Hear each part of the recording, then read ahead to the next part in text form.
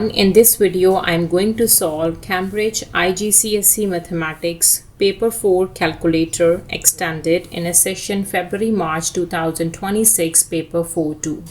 So let's start with the first question. Question number 1, write the number 7.25 millions in figure. Okay, so we need to write down 7.25 millions. So 7.25 millions in figure is basically 7,250,000. 7,250,000. This is 7.25 million in figures. Question number 2, ABC is a right angled triangle. ABC, this is a right angle triangle. Angle A is 90 degree. ADB, this, and DCE, this are straight lines. These two are the straight lines. Angle A, D and C, this is 74 degrees. Find the value of X and the value of Y. Okay, so we have given the information about the right angle triangle, one angle, and these two are the straight lines. Okay, so here we are going to use a concept of a straight line, as we have given the information that ADB, this is a straight line, and the angles on a straight line sum up to 180 degree. So means the sum of the angle X and the angle 74 is equals to 180 degree. Okay, so here we can say, given that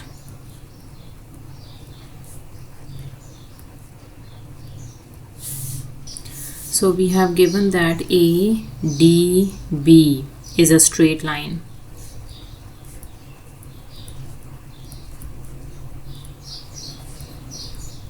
So if it is a straight line, then the angles on a straight line add up to 180. So ADB is a straight line, then the angle X and the angle 74, their sum should be equals to 180. X degree plus 74 degree, their sum is equals to 180 degree. From here you will get the X value, which is equals to, from 180 you have to take away 174, just 74. Okay, let me solve for X. Okay, so 180 minus 74, that is 106 degrees. Okay, so X is equals to 106 degrees. Now we got the value of X. Okay, we have done with the X value. X value is 106 degrees. Now the next part is to figure out the Y value. So for the Y value, consider this right angle triangle ACD. This right angle triangle I'm going to consider.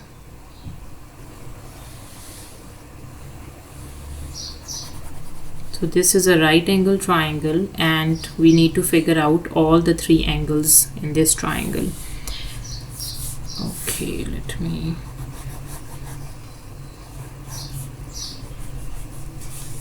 figure it out. So this angle is 90, this angle is 74. Let me solve for this angle C. Okay, so here we can say, consider triangle ADC. So if I draw that right angle triangle ADC, A is at right angle, we have D and some C. So this is angle 90, this angle is 74. Let me figure out this angle. What is the value for that angle? Okay, so to get the value of this angle, we can say, okay, sum of all angles of a triangle add up to 180. So we can say angle C plus angle A is 90, angle D,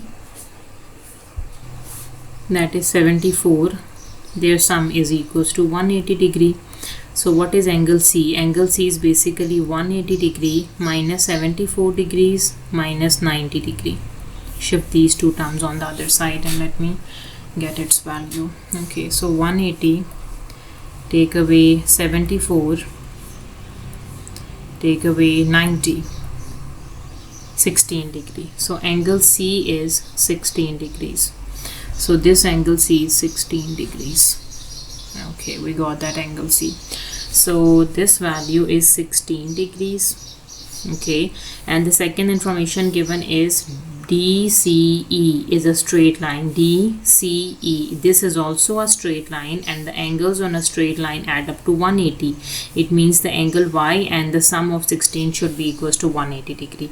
DCE. Again, we can say, given that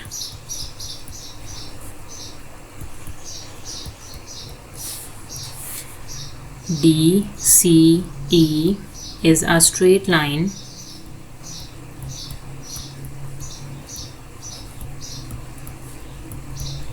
and angles on a straight line add up to 180, so the angle Y and the angle 16, their sum should be equals to 180 degree. Let me show you again. DCE, this is a straight line. If it is a straight line, then the angle sum on the straight line should be equals to 180 degrees. So what is that angle sum? Y and 16. That is equals to 180. Solve for Y. So Y should be equals to, from 180 degree, you have to take away 16. 180, take away 16. This is 164. So the angle Y is 164 degrees. So we have done with both values, the value of X and the value of Y. X is 106 degrees and Y is 164 degrees. Question number 3, calculate 10 minus 7 over 8 whole cube times by 2. Give your answer correct to 1 decimal place. So here we use the board mass. B, E, D, M, A, S. Okay, so we have the exponent E, we have a subtraction S, and we have a multiplication M.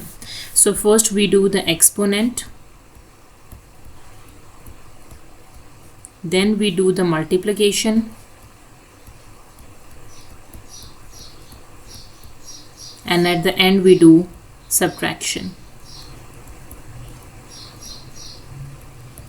All right, let me start this question.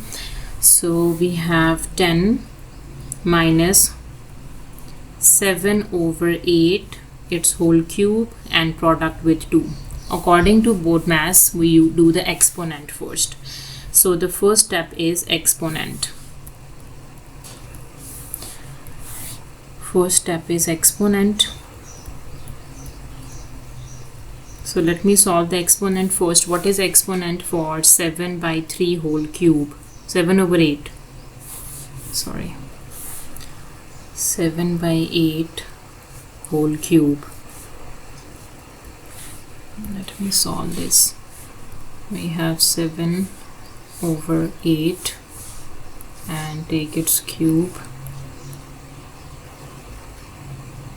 No. Okay. 7 by 8 bracket and its whole power is 3.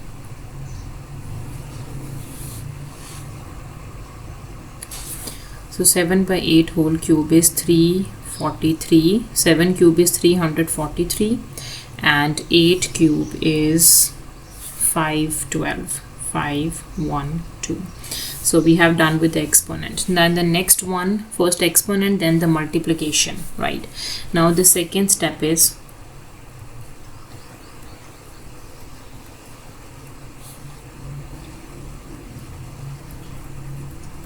we need to multiply.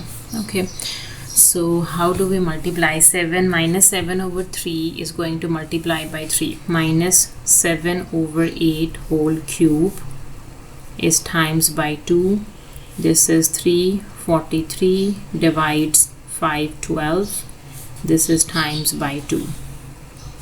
So this answer is times by 2, which is 343 over 256. 343 over 256. Double check the answer. 256. Yeah. Okay, so we have done with the exponent, we have done with the multiplication. The last one is the subtraction. 10 minus that. Okay, the last step is subtract. Sorry.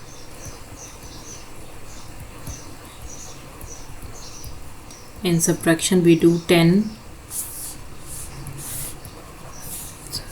10 minus this whole answer, 7 by 3 whole cube, 7 by 8.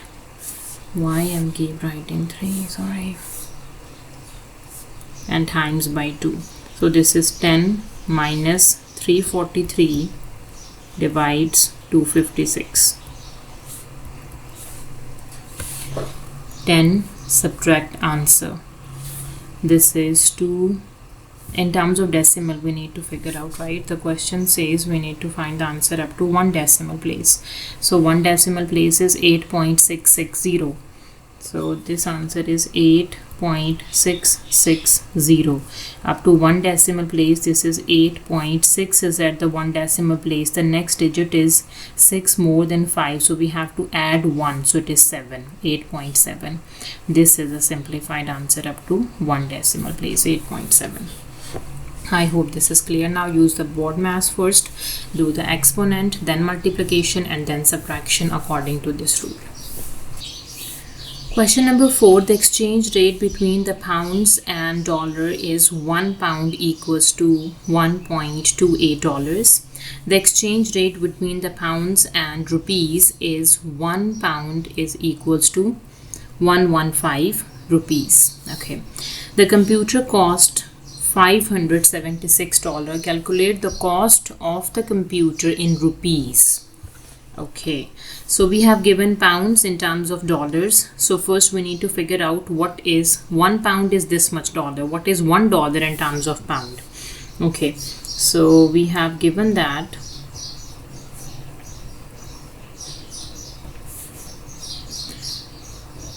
£1 is equals to $1.28. What about $1? So divide it by 1.28 on both sides. Okay, so the pound 1 over 1.28 pounds, this is equals to $1. Okay, because both are same, you will get the answer 1. So $1 is this much, and the cost of computer is $576. Okay, so cost of the computer is $576. Okay, what $576 in terms of pounds?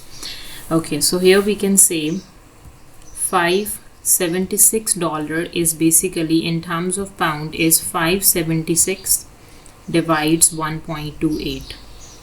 I multiplied both sides by 576. Okay, now you will get the amount of the computer in terms of pounds. Okay, so here we can say 576 divides 1.28, that is 450. So $576 is basically equals to 450 pounds. This is a cost of computer in pounds, but we need the cost of computer in terms of rupees. Okay, so 1 pound is 115 rupees. Again, given that 1 pound is equals to 115 rupees. Sorry. 1 pound is this much. Okay, what about 450 pounds? 450 pound is basically in terms of rupees is 450 product with 115. Is it 115? Double check. Yeah, 115. Simplify 450 times 115, that is 51,750. So this in terms of rupees, the cost of computer is 51,750. This is the cost of computer in terms of rupees. I hope this makes sense. The cost of computer in rupees. Question number 5. Nisha flies from Mumbai to New York. The journey takes 16 hours and 18 minutes. Part A. The flight departs from Mumbai at 11:50. Okay, the flight depart from Mumbai is at 11:50. The local time in Mumbai is 10.5 hours ahead of the local time in New York. Okay, so 10.5 hours. So 10.5 hours is basically equals to 10 plus half hour. So it means we have 10 hour and 30 minutes, because half hour has 30 minutes. 10.5 means 10 and a half hour, right? 10 and half hour. So this is 10 hours. Half hour has 30 minutes. 1 hour equals to 60 minutes and half hour is 30 minutes. So it is 10 hour and 30 minutes. Okay, so the local time in Mumbai is 10 hour and 30 minutes ahead of the local time in New York. It means the New York is 10 hour and 30 minutes behind the Mumbai time. Find the local time in New York when the Nisha flights arrives. Okay, so what we need to do, the flight departs from Mumbai at 11:50. Okay, so first we need to figure out the arrived flight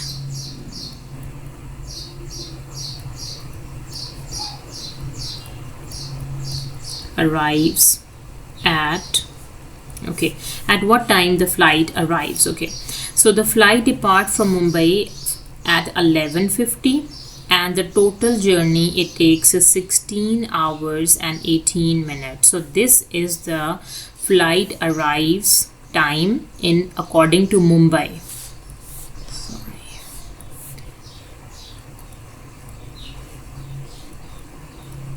This is a flight arrives time according to Mumbai. So let me add the time. Okay, so let me do this 11:50 and 16:18. Let me add this time. And 50 add 18. 50 plus 18, this is 68. Okay, and what about 11 and 16? This is 27. Okay, so there is not 68 minutes, right? Because we can write 68 minutes as 60 minutes plus 8 minutes, right? 60 minutes is basically equals to 1 hour plus 8 minutes. So this time is basically 1 hour and 8 minutes. So we need to add this hour and this hour. So at the end you will get 27 plus 1. This is the hour and 8 minutes. So this is 28 hours and 8 minutes. So 1 day is basically equals to 24 hours, not 28 hours. We know that 1 day, not days, 1 day has 24 hours. Now the flight arrives, the flight depart from Mumbai at 11:50 and the total time the journey takes is 16 hours and 18 minutes. So the depart time add with the total time of the flight. So this is the time that the flight arrives according to Mumbai. This is according to the Mumbai time, right? So 28 hours and 8 minutes. So 1 day is basically equals to 24 hours, right? So 24 plus 4. So now we have a next day. So 28 hours is basically equals to 24 hours plus 4 hours. 24 plus 4, this is 1 day plus 4 hours, right? So here we can say now the time is going to be the next day.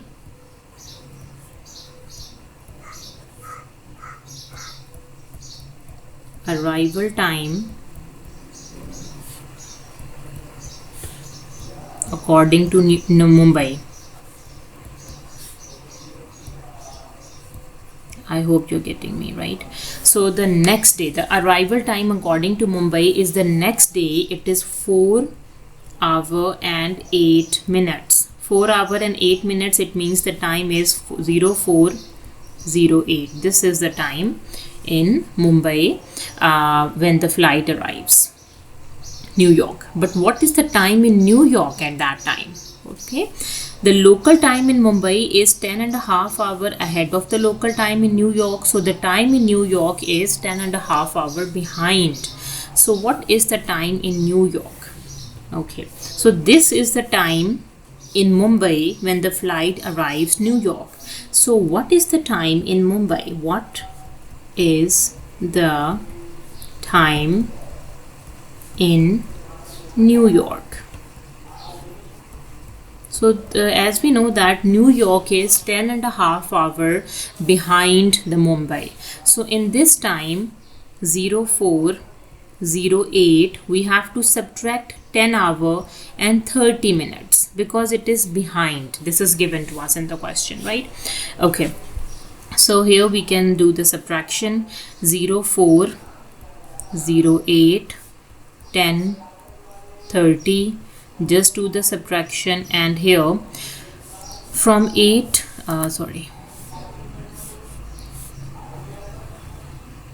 from 8 we cannot subtract 30 minutes, then we need to borrow 1 hour, right? So if we borrow from here, now from 4 hours 3 hours are left, we borrow 1 hour, so 1 hour we borrow 1 hour. 1 hour is basically 60 minutes, so we borrowed 60 minutes. So 60 plus 8, 68 minutes, you have to subtract 30. Okay, from 68 minutes we subtract 30 minutes, which is 38 minutes. Okay, and from 3 subtract 10, which is -7. So time never be negative, so that is why we have to add 24 hours, right? So this time is, we can say, -7:38. Okay, now you can say time never be negative. Time never be negative, so add 24 hours. Okay, so when we add 24 plus 7, we need to add 24 in -7:38. So this becomes 24:00 minus 7:38. So if I can solve this, 24:00 -7 and 38. So from 0 we cannot subtract 38, we again borrow 1 hour. So 23 hours are left, we borrowed 1 hour. So 1 hour is basically 60 minutes. So from 60 minutes we have to subtract 38. 60 subtract 38, we have 22 minutes here. And from 23 hours subtract 7 hours. 23 minus 7, we have 16. The time is 16 over here. So this is the time, 16:22. This is a time in New York. So here we can say arrival time in New York is 16:22, or 16:22 is basically 4:22 p.m. 4:22 p.m. This is arrival time in New York, according to that New York time. Let me repeat every step. So first we have given the information that the flight depart from Mumbai at 11:50, and the total time the flight takes is 16 hours and 18 minutes, right? So we need to figure out at what time the flight arrives New York according to Mumbai time. So the flight depart Mumbai at 11:50, and add the total time the journey takes is 16 hours and 18 minutes, right? After adding them up, you will get the when you add them up, this is 68 minutes and 27 hours. So minutes cannot be 68. 68 minutes can be 60 minutes plus 8 minutes. 60 minutes is basically 1 hour and 8 minutes. So this is 1 hour and 8 minutes. So it means 27 plus 1 means 28 hours and 8 minutes. So 28 hour is basically the next day, because one day has 24 hours. We can write 28 as 24 plus 4. So one day plus 4 hours. So this one day, we can say the next day arrival time according to Mumbai is 4 hour and 8 minutes. That is the next day at 4:08. That would be the time. Now, what is the time in New York? So we need to figure out the time in New York, right? Since the New York is 10.5 hours back or behind Mumbai, right? So in this is a time in Mumbai when the flight arrives. So this time subtract 1 hour and 30 minutes. So we do the subtraction from 8 minutes. We cannot subtract 30 minutes. So we need to borrow 1 hour. So 3 hours are left. When we borrow 1 hour, 1 hour has 60 minutes. 60 minutes plus 8 minutes make 68 minutes. Subtract 30 minutes, right? So 38 minutes, and from 3 subtract 10 means -7. And time never be negative. Whenever you get the negative time, you add 24 hours, right? So when you add 24 hours, the time is 16:22. So 16:22 is basically the evening time. At 4:22 p.m. the plane arrives in New York. I hope this is clear now. Now for part B, the plane flies a distance of 12,800 kilometers. So the distance the plane flies is given to us. Calculate the average speed of the plane of this flight in kilometer per hour. So we know that the average speed has a formula. Speed equals to distance over time. And average speed is total distance traveled divided by total time taken. Distance should be in kilometer, time should be in terms of hours, right? So we have the distance, which is 12,800 kilometer, and the time should be in terms of hours. So the time of flight is already given in part A. The time of flight is 16 hours and 18 minutes. So this is 16 hours and 18 minutes. So we need to convert 18 minutes into hours as well, right? How do we convert 18 minutes into hours? Convert 18 minutes to hours. So 18 is going to divide by 60, because 1 hour has 60 minutes, right? So 18 over 60, this is going to be 0.3 hours. Okay, so we can simplify the speed. Average speed is 12,800 kilometer divides 16 plus 0.3 hour. This is 12,800 over 16.3. This is in hour, this is in kilometer. So you will get the answer in kilometer per hour, right? And add up with 16 is 16.3, right? Okay. Now 12,800 divides 16.3. This is going to be 786.27. 27 we can round it to 3.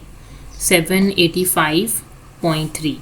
785.3 kilometer per hour. This is the average speed of the whole journey in kilometer per hour. So basically the distance is already given in kilometer. You just need to convert the time in terms of hours. So convert 18 minutes into hour. This is a main concept in this question. So how do you convert the minutes into hours? By dividing it by 60, and you will get the hour. Then you can add these two hours. 6 hours plus 18 minutes is 0.3 hours. You will get the total number of hours, and divide both of them, the distance over time, you will get the average speed. Question number 6. A bag contains yellow counters, blue counters, and red counters. So a bag has 3 color counters: yellow, blue, and red. Asif takes a counter at random from a bag. A counter means he takes one counter at random from a bag. The probability that he takes a yellow counter is 27%. So we have given the probability for the yellow.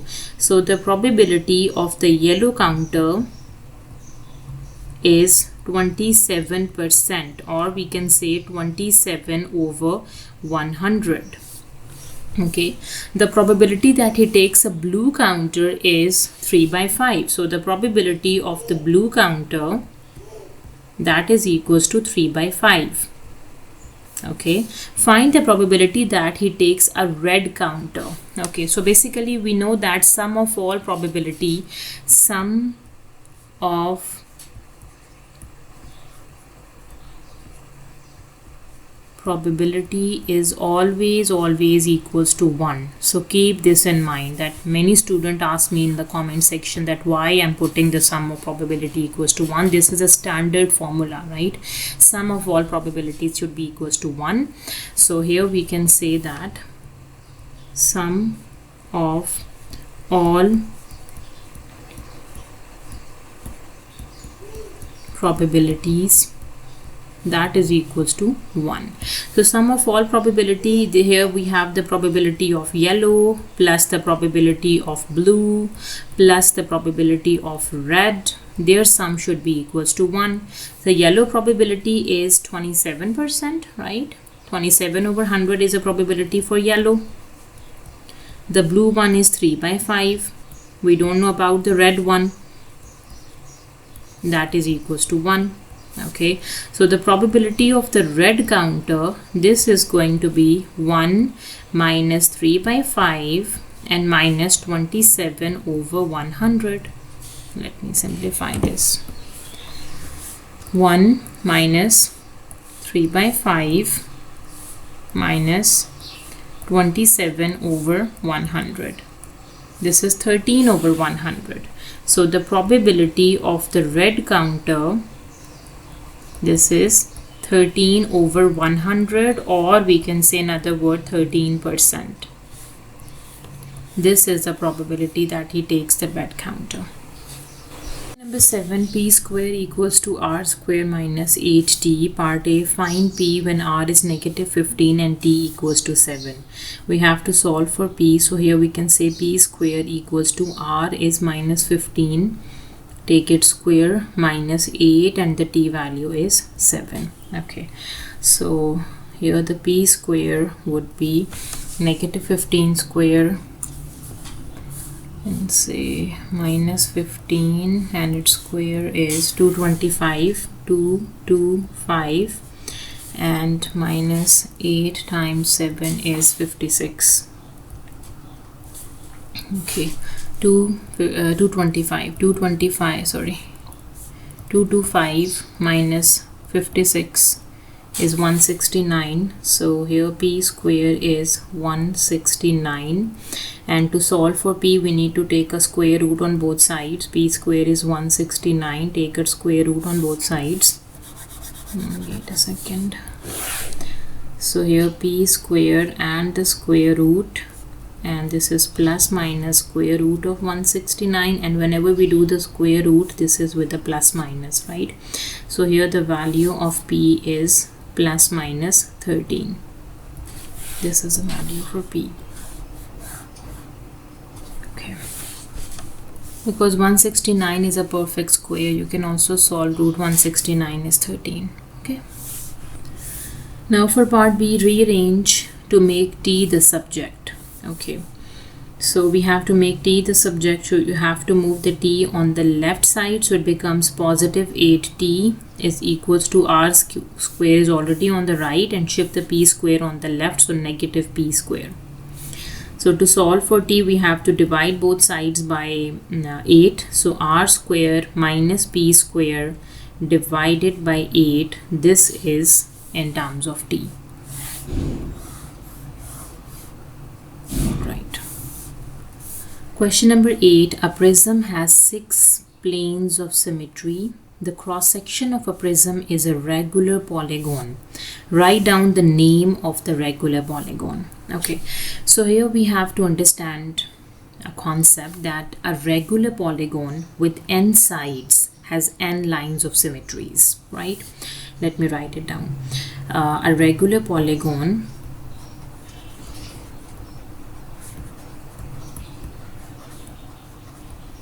with n sides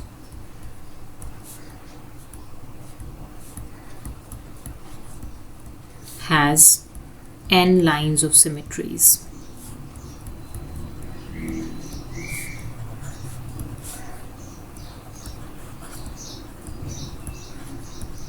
This is for the regular polygon. A regular polygon with n sides has n lines of symmetries, and in case of prism, those lines of symmetries becomes the plane of symmetries, right? So we can say these becomes planes of symmetries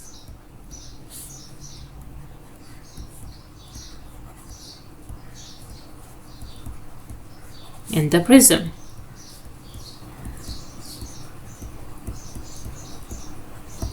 Okay, so the number of planes of symmetries are 6. So here we can say the number of planes of symmetry is equals to 6. So the number of planes of symmetry in the prism is basically in the regular polygon with n side has n line of symmetry. Okay, so whenever you have a regular polygon having n side, it must have n lines of symmetries, and those lines of symmetries becomes the planes of symmetries in case of prism, right? So here we have a prism. So if the planes of symmetries are 6, then the regular polygon, then the planes of symmetries are 6 because this is a prism. If we consider this as a regular polygon, so this is a regular polygon with n sides, so it has n lines of symmetry. So here we can say a regular polygon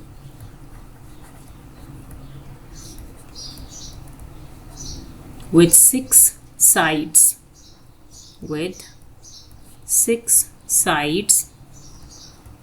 is a regular hexagon.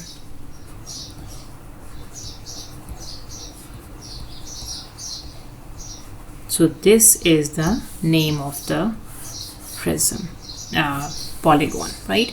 So here we need to consider learn the concept that whenever you have a regular polygon having n sides of that regular polygon, then that regular polygon has always n lines of symmetries, and in case we are considering this as a prism, those n lines of symmetries are treating as a planes of symmetries. Now here, if we have 6 planes of symmetries, then it means we have a regular, then in case of regular polygon, then the regular polygon with 6 sides has 6 lines of symmetries, and 6 lines of symmetries becomes the 6 planes of symmetries. So the 6-sided polygon is always a regular hexagon, right? Question number 9. A tank is in the shape of a sphere, has radius 40 centimeter. So there is some tank, and it's the shape of that tank is in a sphere, and the radius of the sphere is given to us. Part A, find the capacity of the tank. Capacity of the tank is basically the volume we need to figure out. We need to show that the volume or the capacity should be equals to 268 liters, correct to the nearest liter. Okay, so capacity, this is basically volume of a tank, and tank is in the shape of a sphere, so volume of a sphere. Volume of a sphere has a formula 4/3 pi r cube. Okay, so the volume should be equals to 4/3 pi, radius is 40 centimeter, its cube. So let me solve the volume. This should be in terms of centimeter cube, and then we can convert it into liters, right? So here we can say 4/3 multiply by pi and multiply by 4. Is this 4 or 40? 40, yeah. 40 power is 3, 40 cube. Okay, so the answer is in terms of pi, if I can write this down, 268,082.6, we can say 268082, 268,082.6 centimeter cube. This 5 rounded to 6 because the next digit is 7, right? Okay, this is in centimeter cube, but we need to figure out the answer in terms of liters. So we have to use a conversion between the liters and the centimeters, right? Okay, so we know that 1 liter is equals to 1000 centimeter cube. What about 1 centimeter cube? This is 1 over 1000 liters. Okay, and what about 268082.6 centimeter cube? This is 268082.6 over 1000 liters. Okay, let me simplify. This answer is going to divide by 1000. 268.08. 268.08 liters is basically 268.082.6 centimeter cube. So we need to figure out the answer correct to the nearest liters, right?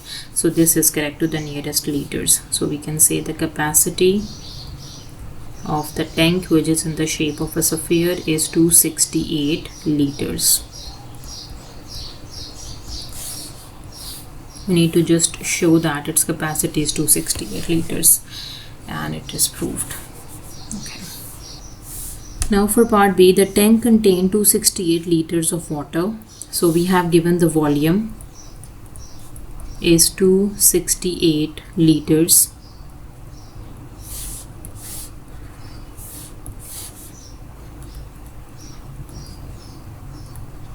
Okay, the water from the tank is emptied into a cylindrical container at a rate of 300 milliliter per second, and the rate is given, which is 300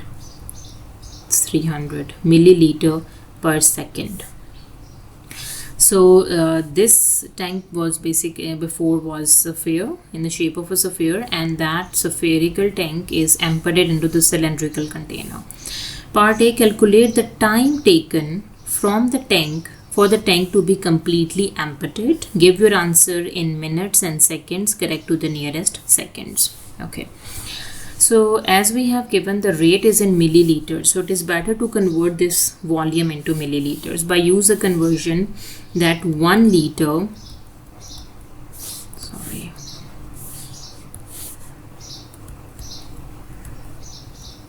has 1000 milliliters. What about 268 liters,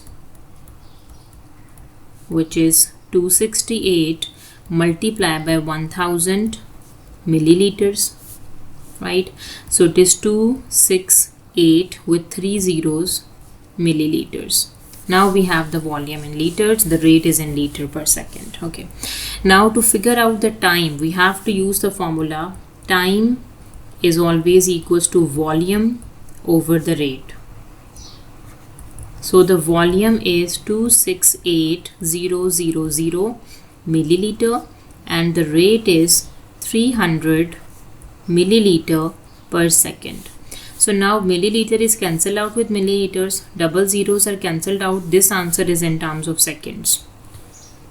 Okay, now 2680 is left, divided by 3, and that is equals to 893.3333. okay, 893.3 recurring seconds. But we need to figure out the time in terms of minutes and seconds, correct to the nearest seconds. Okay, so time in minutes and seconds. So the time is going to be 893 is going to divide by 60, because for seconds we need to convert the seconds into minutes, right? 1 minute has 60 seconds, so divide by 60. So the simplified answer is 14.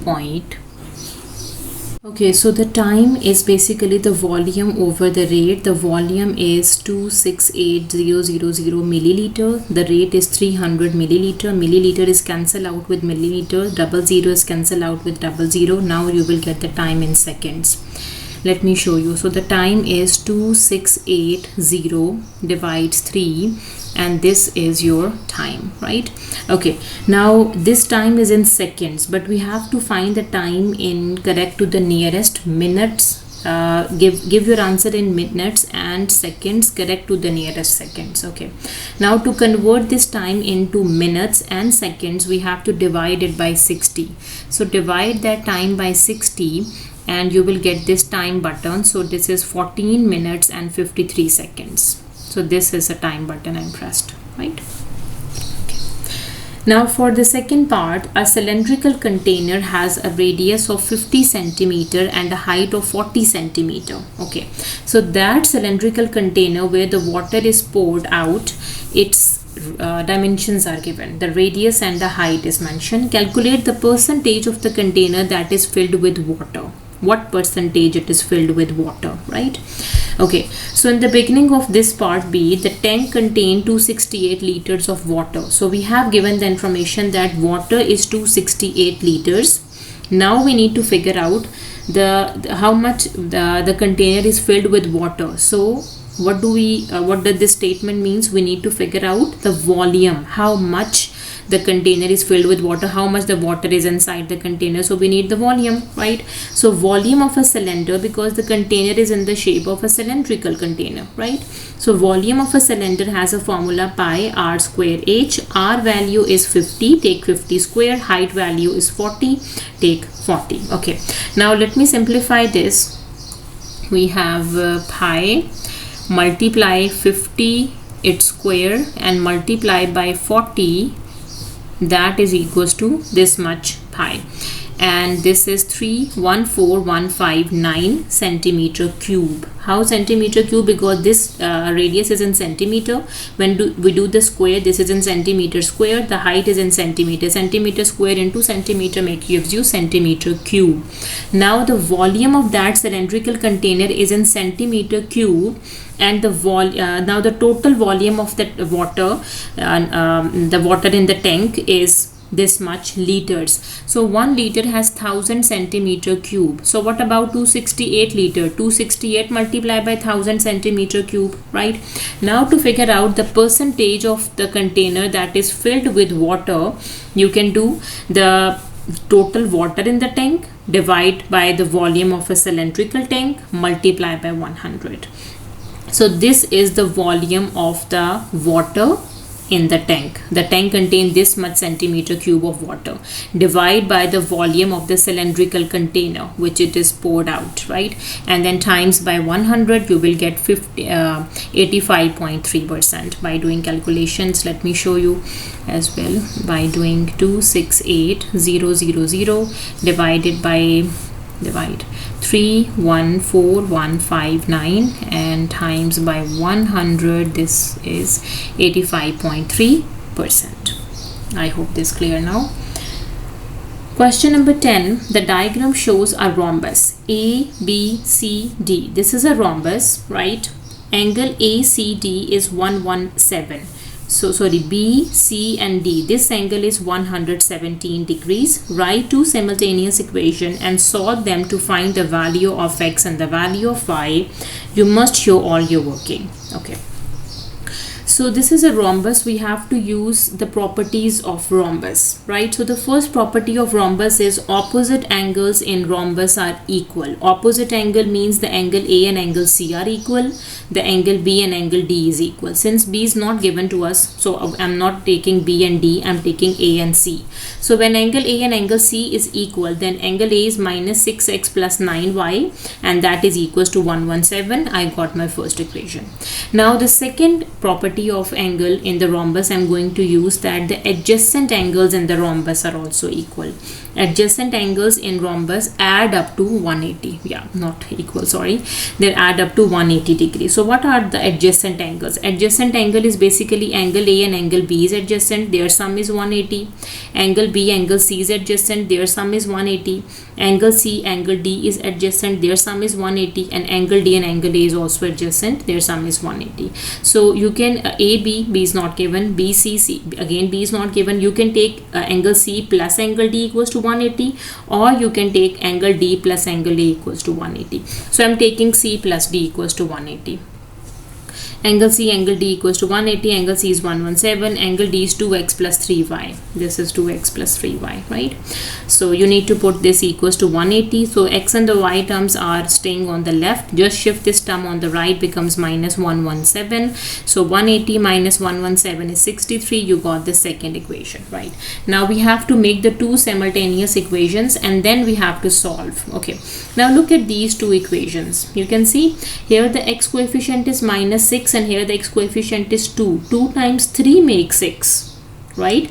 And positive 6 and negative 6, we can easily cancel them out. Okay, so it is better to multiply your second equation by 3 and then add your answer in equation 1. So the equation 1 stays the same, minus 9x minus 6x plus 9y equals to 117. It stays the same. Just do the product of the second equation by number 3. Okay, now 3 times 2 gives you 6, 3 times 3 gives you 9, 3 times 63 is 189. 3 times 63, 189, right?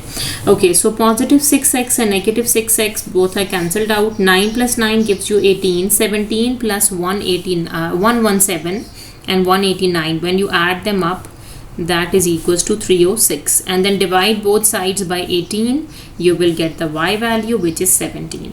Now plug your y solution into your first equation or second equation. This is the first one, this is the second one, this is up to you. So I'm putting into my first equation, which is 9x minus 6x plus 9y equals to 117. The y value is 17 over here. So this 17 is going to multiply by 9, which is 153. Shift it on the other side, 117 minus 153, that is equals to minus 36. And minus 36 is going to divide by minus 6, so the solution is 6. We got the x value, which is equals to 6. So x is 6 and y is 17.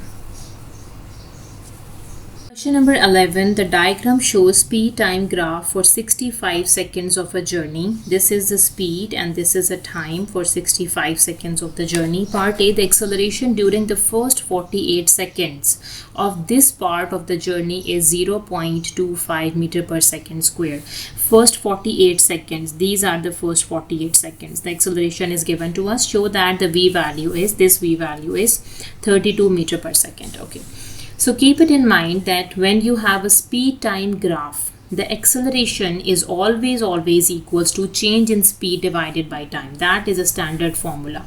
For speed time graph, acceleration is change in speed divided by time. So the acceleration is given to us. What is change in speed? The speed changes from 20 to v. So change in speed is v minus 20. Final speed, subtract the initial speed. So this is how the speed changes, and the time is 48 seconds, right? Okay, so I cross multiplied 0.25 by 48, and this is v minus 20 stays the same, right?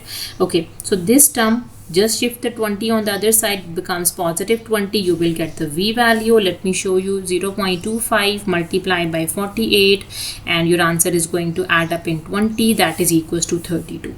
So the v value is 32. So the formula that I'm going to use in this question is, in speed time graph, acceleration is always equals to change in speed divided by time. Change in speed is basically the final speed over the initial speed. The final speed subtract the initial speed.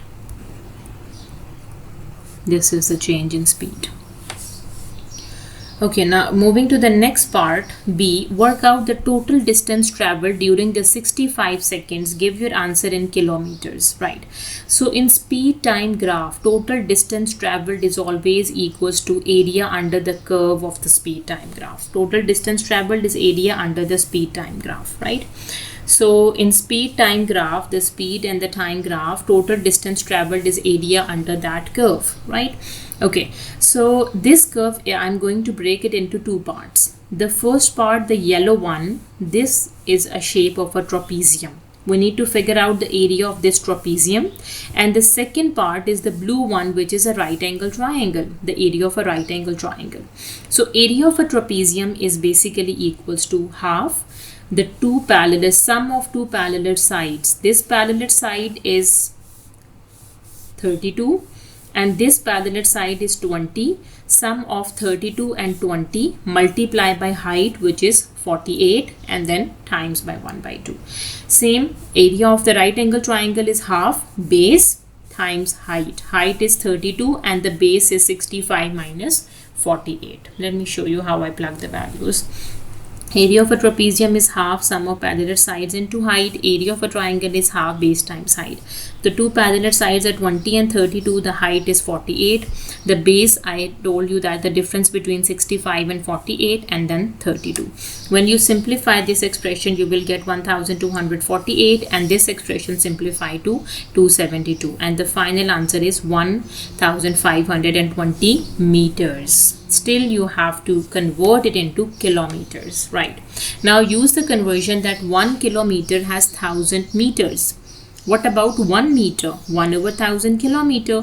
What about 1520 meters? That is going to divide by 1000, which is 1.52 kilometer. This is the total distance traveled in the speed time graph, which is 1.52 kilometers. Question number 12, we need to solve this equation. You can see you have to solve the x value basically. So I cross multiplied. 4x minus 3 is going to multiply with 3, and 7 minus 2x is going to multiply by 5. 3 times 4, 12x. 3 times 3 minus 9. 5 times 7, 35. 5 times 2 minus 10x. Now combine the x term. 12x is already on the left. Shift the negative 10x on the left becomes positive 10x. 35 is already on the right side. Shift minus 9 on the right side becomes plus 9. 12x plus 10x becomes 22x. In 35, when you add 9, this is 44. So x is 44 divided by 22. So the x value is 2. Question number 13. The region marked R is defined by 3 inequalities. Find the 3 inequalities. Okay, so here you can see this yellow one is your region R, which is defined by 3 inequalities, 1, 2 and 3. We need to figure out those 3 inequalities, right? So the first one, look at this vertical line. This vertical line is x is equals to 3. This vertical line is x equals to 3. How it satisfies the line x equals to 3 to the region R? So all the values of x which is 3 and more than 3. So the first inequality is x is greater than equals to 3, right? Okay. Now let me make the equation for this second inequality. This one first I'm going to make it, right? So this is equation of a straight line. So we can write the equation of a straight line as y equals to mx plus c, right? Now we have the first point, when x is 0, y is 2. When x is 4, y is 0. 0 to 4, 0. We have 2 points. Now plug the 2 points into your equation to get m and c, and you will get the equation of the straight line, right? Now the first point, when the y is 2 and the x is 0. So the y value is 2, m, the x is 0 and c. So this is 0. We got the c value, which is 2. Right, we have the c, which is 2. Now the second point is when x is 4, y is 0. So I just put y equals to 0, m, x value is 4 and plus c. So this is 4m plus c value is 2. We have already done from here that the c is 2. Right, now 4m, shift the 2 on the other side becomes negative 2. Divide both sides by 4. 2 times 1 is 2. 2 times 2 is 4. Minus 1/2 is your m value. Now y equals to mx plus c. M is minus 1/2. C is positive 2. So this is the equation of the straight line. So how this straight line satisfy this region R? So when y is equals to minus 1/2x plus 2 equal and more, the above one, right? So y is greater than equals to minus 1/2x plus 2. That is your second inequality, right? Now let me make the equation for this dotted straight line. So here again y equals to mx plus c is the equation for this straight line. This point we have given is x1, y0. This point is x0, y minus 1, right? Again, I'm doing the same thing, plugging the points to get m and c. So the first point, when x is 0, y is minus 1. So y minus 1, x 0 plus c. This thing is 0, so the c value we got is negative 1. Y equals to mx minus 1. Now the second point, when x is 1, y is 0, the y is 0, x is 1, m minus 1, so m value is 1, we got the m as well, right? So when we plug the m and the x, y equals to m is 1 times x and plus c is minus 1, so the equation of that dotted line is y equals to x minus 1. Since it is dotted and the lower portion is shaded, so the y, when y is less than x minus 1, not equals to, because it is a dotted line, not a solid line, so y is less than x minus 1. That is your third inequality. I hope all the three inequalities are clear. Question number 14, two bottles are mathematically similar. So here we have to use a concept of similarity, right? The larger bottle has a capacity of 1.35 liter. What does the capacity means? Capacity means the volume of the larger bottle is 1.35 liters and the height is 24 centimeter. Height of the larger is 24 centimeter. So I'm using the abbreviation L for the larger and S for the smaller, right? Volume of the smaller bottle has a capacity of 0.4 liters. Again, the capacity is the volume of the smaller 0.4 liter. Calculate the height of the smaller bottle. Height of the smaller we need to figure out. Okay, so when two shapes are mathematically similar, what is the relation between their volumes and their heights? So the relation between the volumes and the height is ratio of their volume is equals to cube of ratio of their heights, or any other dimension, right? So we need to solve for the smaller one. That is why I put the smaller one into the numerator. Otherwise, you can put the larger one in the numerator as well, but you have to do the reciprocal after some steps. That is why I'm putting for the smaller at the top, right? Okay, you can also do volume of larger over volume of smaller equals to cube of height of larger over height of smaller. So I'm just telling you the reason that why I'm putting the smaller in the numerator, because we need to solve for the height of the smaller, right? So the ratio of their volume of smaller over volume of larger equals to cube of ratio of their heights. Height of smaller over height of larger. But keep it in mind that if you're taking smaller volume in the numerator, then the smaller height should be in the numerator, not in the larger one, right? Okay, now just substitute the value of volume of smaller 0.4, volume of larger 1.35, height of smaller, figure out height of larger 24. Okay, now we need to just solve 0.24 over 1.35. okay, 0.4 divides 1.35. this is 8 over 27. Height smaller cube 24 cube is equals to this much, 13,824. Cross multiply. On the other side, cross multiplied by 8 over 27, and that is equals to 4096. Now to solve for height, you have to height of smaller, take the cube root on both sides, and whenever we do the cube root on both sides or the square root on both sides or any root on both sides, the answer should be in plus minus, right? Why I'm taking this answer positive? Because the height never be negative, so we are just considering the positive answer. So let me take the cube root of answer, which is equals to 16. So the height of the smaller bottle is 16 centimeter, right? Question number 15, part A. We have given the function f of x and g of x. Number 1, the domain of f of x is -2, 0 and 3. Find the range of f of x. When you have given the domain of f of x, domain is basically the inputs and range is the output. You have to input -2, 0 and 3 into your function to get some outputs. That would be your range, right? So the range of the function is the function value at -2, the function value at 0, the function value at 3. So 10 minus 2 into -2, 10 minus 2 into 0, 10 minus 2 into 3. So 2 times 2, positive 4. This becomes 0. 2 times 3, negative 6. From 10 take away 4 is 10 plus 4, 14. 10 minus 0, 10. 10 take away 6, 4. So the range of the function f of x is 14, 10 and 4. If the domain is given in this form, your range should be in this form, right? Now for second part, find f inverse of x. The function f of x is 10 minus 2x. I wrote the function f of x, which is 10 minus 2x. Okay. Now for f inverse of x, we have to follow few steps, that y equals to f of x, y equals to the function 10 minus 2x. Then you have to switch the variables. Y switch with your x and x switches with your y, right? Then the next step is to solve for y. So shift the 10 on the other side, minus 10, and then divide both sides by minus 2. This is your f inverse of x, or absorb the negative sign into the numerator, which is minus x plus 10, or 10 minus x by 2, or this another way is you can split the denominator. 10 by 2 is 5 and minus 1 by 2x is minus 1 by 2x. This is your f inverse of x, 5 minus half x, or 10 minus x divided by 2. That is the expression for f inverse of x. Now for the third part, find g f of x in the form of ax square plus bx plus c. Okay, so the function g of x is 2x plus 3 and the function f of x is 10 minus 2x. You can also double check. 2x square plus 3 and 10 minus 2x. Okay, now you have two functions. You have to find g times f of x. G of f of x.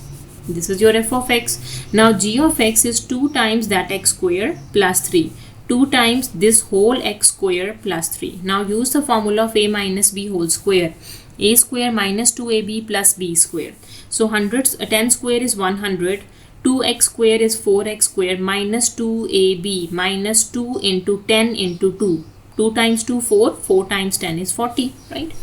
Now distribute 2 inside the bracket. 2 times 10, 200, 2 times 100, 200, 2 times 4 is 8 and 0, 2 times 4 is 8 and we have 3 outside. Now simplify 8x square minus 80x, 200 plus 3 is 203. Now gf of x is in the form of ax square plus bx plus c. Now for part b, we have given the function h of x, which is 10 to the power 2 by x, where x is not equals to 0. We need to find what is h inverse of 10,000, right? So in such question, the best thing is to let this whole expression to some variable x and name it as equation 1. Okay, now simplify. When you shift h inverse on the other side, it becomes h of x, right? This is h of x is 10,000 and h of x is 10 to the power 2 by x. You have two expressions for h of x. Now compare h of x, this with this. Do the comparison. Now 10,000 is basically 10 to the power 4, right? Let me show you. 10 to the power 4 is 10,000, right? Okay, now bases are same. You can easily compare the powers. You can see the bases are same. You can compare the powers and solve for x. 2 by x equals to 4.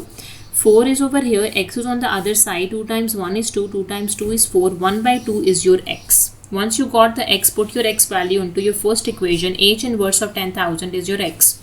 H inverse of 10,000 is x, which is 1 by 2. So H inverse of 10,000 is 1 by 2. Question number 16. The temperature T degrees Celsius of a liquid is given by the formula T equals to A B to the power x. It is exponential function where x is the number of minutes after 2 p.m. So the main thing to understand in this question, what x is. T is basically the temperature in degrees Celsius, but x is the number of minutes after 2 p.m.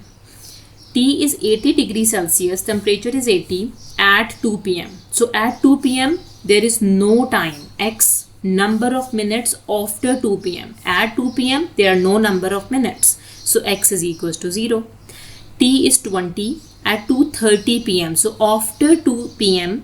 how many number of minutes? 2:30, 30 minutes. I hope you understand the conditions. Okay, now find the value of x and the value of A and the value of B. Okay, so now we have two conditions, two unknowns. We can easily get the values of A and B. So the first one, when T is 80, x is 0, 80 and 0. So in this equation, I'm going to put T equals to 80, x equals to 0. Anything to the power 0 is always equals to 1. We got A value, which is equals to 80. This is simple, right? Now the second condition, when T is 20, the x value is 30. Put T equals to 20, x value 30 and the A value is 80. Okay, now 20 divided by 80 equals to B power 30. 20 by 80, 0 is cancelled out with 0. 2 times 1 is 2. 2 times 4 is 8. So it is 1 by 4 is B power 30. To solve for B, we have to take the power 1 by 30 on both sides, right? So this 30 and 30 is cancelled out. So B is basically 1 by 4 to the power 1 by 30. So this is your B value and that is my A value. Question number 17. A curve has equation. It is a cubic polynomial. Find the gradient of the curve at x is equals to 1.5. Gradient is basically the derivative of the curve, right? dy by dx. So x cube derivative is 3x square minus 1 by 5 stays the same. X square derivative is 2x and 3 is a constant. Its derivative is 0. 2 is cancelled out with 2. 3x square minus 5x. This is the derivative or the gradient of the curve. Now we need to figure out the gradient of the curve at the point 1.5. Okay, just plug x equals to 1.5, x equals to 1.5, and you will get 3 into 1.5 square minus 5 into 1.5. That is minus 3 by 4. So the gradient of the curve at x equals to 1.5 is minus 3 by 4, or you can also say this is negative 0.75, because you have to write the both forms, the fractional one and the decimal one, because this x is in decimal, so it is better to find the answer in decimal form, right? Question number 18. The table shows information about the time that each of 90 trains is delayed. Okay, time m in minutes and the frequency. The total number of trains are 90. Part A, calculate the estimate of the mean. So what is the formula for mean? Mean is basically sum of fx divided by the total. That is the formula. What f is? F is a frequency. What x is? X is the midpoint of these intervals. Midpoint of intervals is basically your x. You have to do the product of f and x and then sum them up, and the total are the 90 trains, right? So let me figure out the midpoint of these intervals. Midpoint is basically adding the end values, like we can say a plus b divided by 2. This is my midpoint. MP, we can say midpoint, right? Adding the endpoints, dividing by 2. 0 plus 10 is 10. 10 by 2 is 5. 10 plus 30 is 40, and 40 divided by 2 is 20. 30 plus 45, yeah, 30 plus 45 divided by 2, this is 37.5. 45 and 75. 45 plus 75 divide by 2, this is 60 is the midpoint, right? Now let me do fx, the product of the frequency with the midpoint, the product. Okay, 13 product with 5. 13 times 5, this is 65. 20 times 35, 700. 36 times 37.5, 1350. 6 times 60, 360. Okay, now let me figure out the mean. So here we can say the mean is sum of fx, 65 plus 700 plus 1350 plus 360, everything going to divide by the total number of trains are 90. You will get the mean. Okay, 65 plus 700 plus 1350 plus 360, this is going to divide by 90, so the mean is 27.5.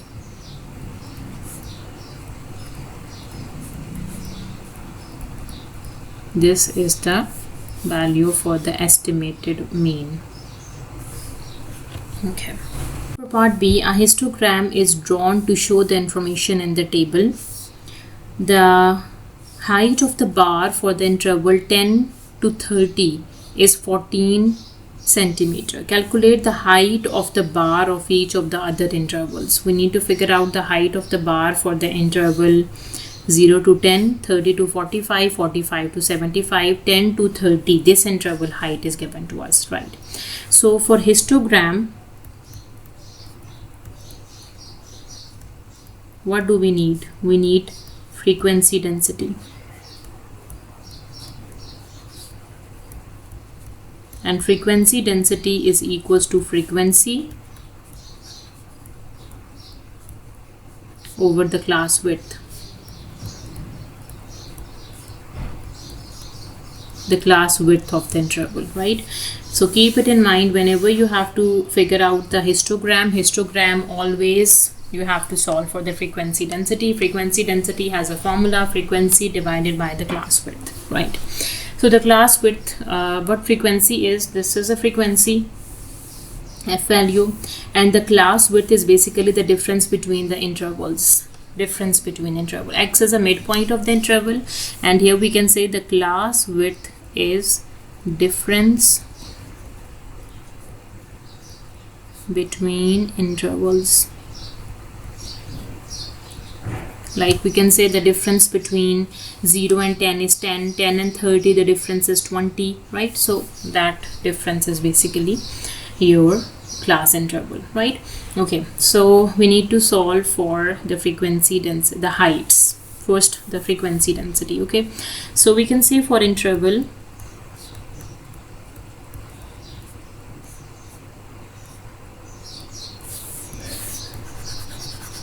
which interval we have given the height?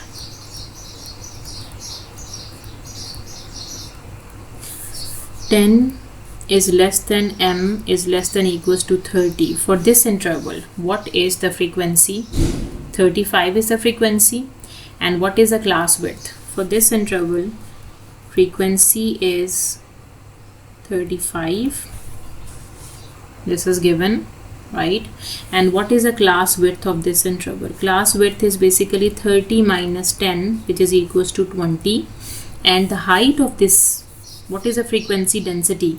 Frequency density for this interval, we can say frequency density is frequency over the class width. The frequency is 35 and the class width is 20. So the frequency density is going to be 35 divided by 20 is 7 by 4. 1.75. 1.75 is the frequency density, but they said the height is 14. So 1.75 is times by what number to get the height? Okay, now here the height of that interval is 14, right? And the frequency density for this interval is 1.75. 1.75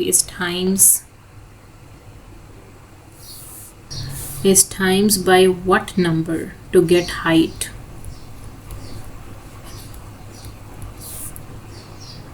Okay, so this is basically frequency density is times by what number to get the height? 14. So height of the intervals are basically height is equals to 14. This is basically frequency density is product with some number to get 14. So for this, the frequency density is 1.75. If we multiply it by some number to get 14, so what does that number is? This number is 14 over 1.75, which is 8. So you will get 14 if the frequency density is multiplying by 8. 8 times 1.75, this is equals to 14. So every time the frequency densities are multiplying by 8. So we come to know that frequency densities are multiplying by 8 to get the heights of the intervals.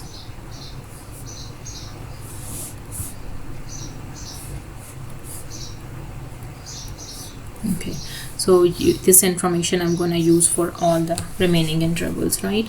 So we have to figure out for the remaining intervals 0 to 10, the frequency is 13. Let me do for the interval 0 is less than m is less than equals to 10. So what is the height for that interval? For height of this interval, frequency density is multiplying by 8. Frequency density is frequency over the class width is multiplying by 8. What the frequency for this interval? The frequency of this interval is 13, right?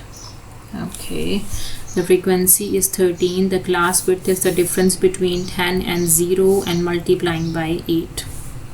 Okay, 13 divided by 10 and multiplying by 8, its height is 10.4. So this is 10.4 centimeter. This is the height for the second and the first interval, right? Now let me do for the next one. This is 10.4, then 14, and then we have 30 to 45. The frequency is 36. Okay, so the interval 30 is less than m is less than equals to 45. Again, to solve for the height is frequency density multiplying by 8. Frequency density is frequency over the class width multiplying by 8. The frequency is 36. 36, yes. Okay, so the frequency is 36. The class width is the difference between 45 and 30, and multiply it by 8. Okay, 45 difference with 30 is 15. Okay, 36 divided by 15 and multiplying by 8, that is equals to 19.2 centimeter. That is the height for the the third interval, right? The last one interval is 45 to 75 and its frequency is 6. 45 to 75. 45 is less than m is less than equals to 75. To get the height, we use the formula frequency density multiplying by 8. Frequency density is frequency divided by the class width multiplying by 8. Frequency is 6. The class width is 75 minus 45 and multiply by 8. Okay, from 75, if you take away 45, this is equals to 30. 6 divided by 30 and multiply by 8, that is 1.6. 1.6 centimeter is the height for the last interval. Okay, so I hope this is clear now. The height for the second interval is given, which is 14 centimeter. We need to figure out the height of the bar of each of the other interval. The first interval is 10.4, second one is given, the third one is 19.2, and the fourth one is 1.6 centimeter. Part C, 2 of the trains with delays of more than 30 minutes are chosen at random. Delays of more than 30 minutes. Which two trains have delays of more than 30 minutes? Look at this table. Delay of more than 30 minutes. These trains with the delays of more than 30 minutes.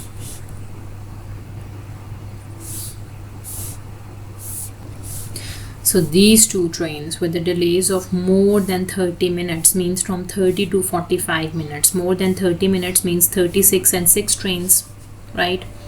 So the delays with more than 30 minutes are 36 plus 6, which are 42 trains. Okay, 2 of the trains with the delay of more than 30 minutes are chosen at random, means 2 trains out of 42 trains are chosen at random. Find the probability that one of these train is delayed for 45 minutes or less. 45 minutes or less. 45 minutes or less than 45 minutes, which is 36. One of this train is only, right? 45 and less than 45, there are 36 trains. Okay, so there are 36 trains. So what the probability is? So there are 2 possibilities.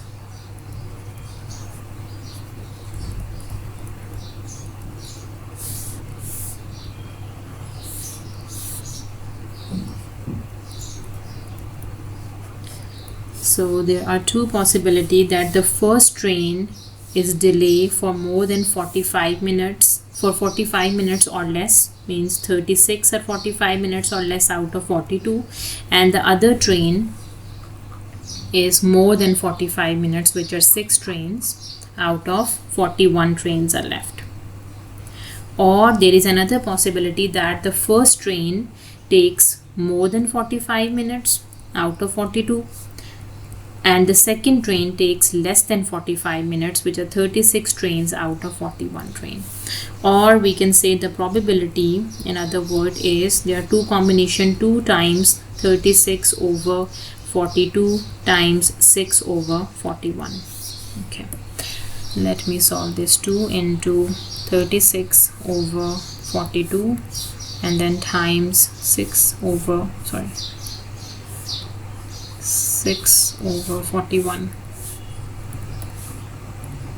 72 over 8, 287.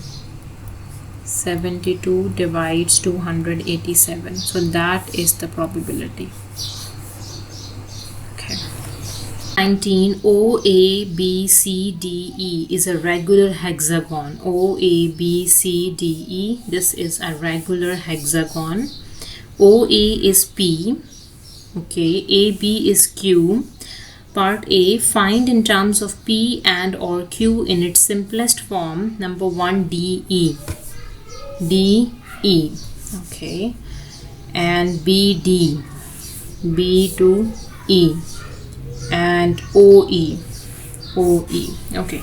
So since it is a regular hexagon, so if it has 6 sides, right? Let me break this hexagon into 6 equilateral triangles.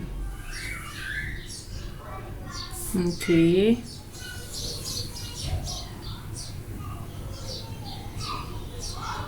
Okay.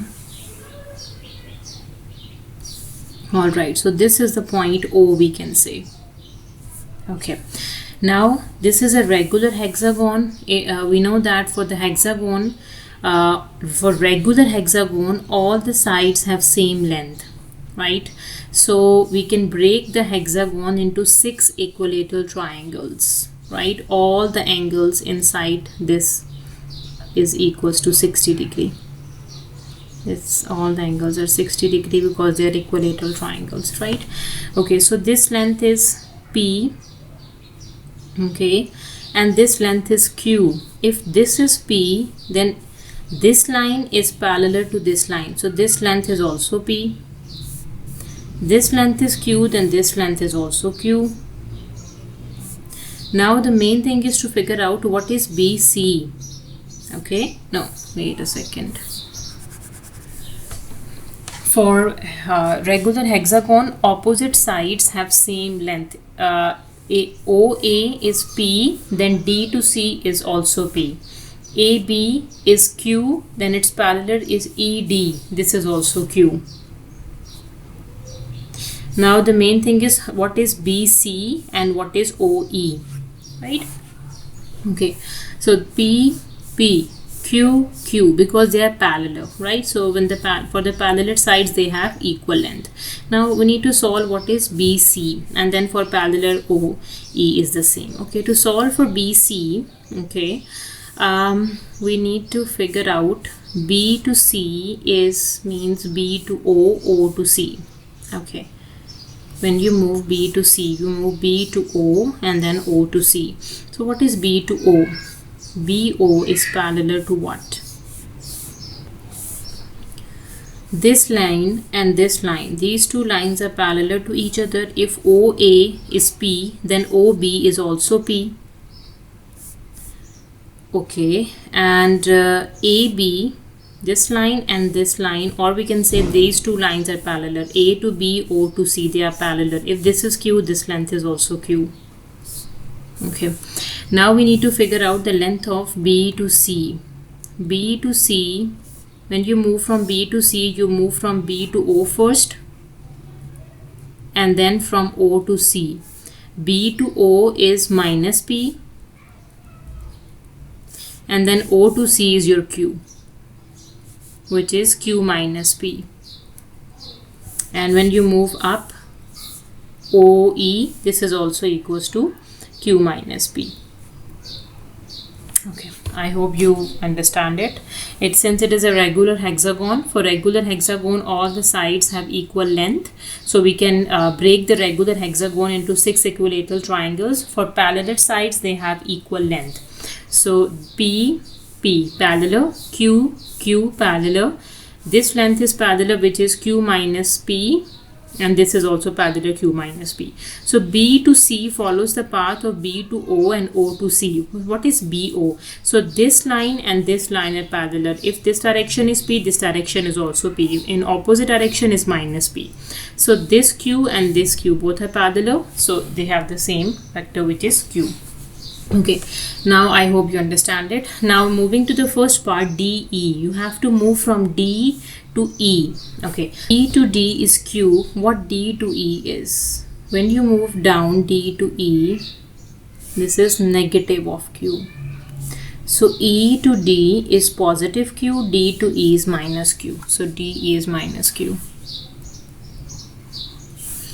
Okay, second part, BE. Okay, where is B to E? Okay, so B to E follows the path of BA, AO, OE. Okay, let me write this down. BE, it follows the path from B to A, BA. So what is BA? When you move down, it's minus Q. Opposite direction, negative Q, plus A to O.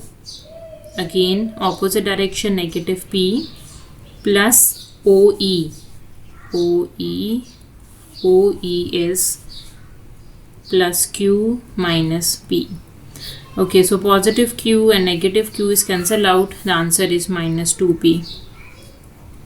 Or there is another way to figure out BE. Let me show you. Okay, so B to O. Okay, this line and this line, they are parallel. Its length is P. This one and this one is also parallel. Its length is also P. When you so E to B, the total length is 2P. B to E is negative of 2P, right?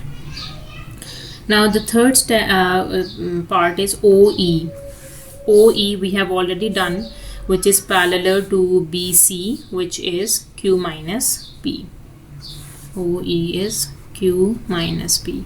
So the main concept in this question that I'm going to use over here, that it is a regular hexagon. So you can break this regular hexagon into 6 equilateral triangles and use the concept of parallel. So when two sides are parallel, they have equal length. This side and this side are parallel. They are P. This one is parallel to this Q. This one is parallel to this Q minus P, right? So this is parallel, so this is P. These two are parallel, P. This Q is parallel, this is also Q, this is also Q. So this line and this line is parallel. So if this is Q minus P, this is also Q minus P. This is parallel Q minus P, right? So for parallel, they have the same length. So we use the concept of parallel and breaking the regular hexagon into 6 equilateral triangle. You can easily figure out all the 3 parts of A. Part B, OB and DC are extended to meet at G. So the line OB and the line DC, they are extended to meet at point G. So let me join OB. Hold on a second. This is OB. And the line DC, they extended to meet at point G. Okay, find the position vector of G in terms of P and Q. Position vector of G is basically OG, right? Give your answer in its simplest form. Okay, so first we need to start with OB. What is OB? Okay, O to B follows the path. When you move O to B,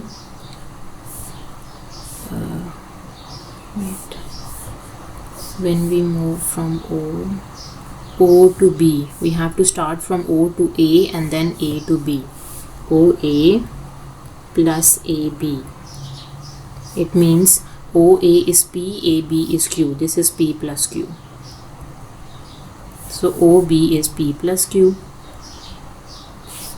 right? So we have done with OB, which is P plus Q. Let me highlight this because we use this later. Okay, now we have done with OB. Now what is DC? D to C and O to A, they are parallel. So DC is also equals to P, right? So if I solve for OD from O to D, you have to move from O to C and then C to D, right? Okay.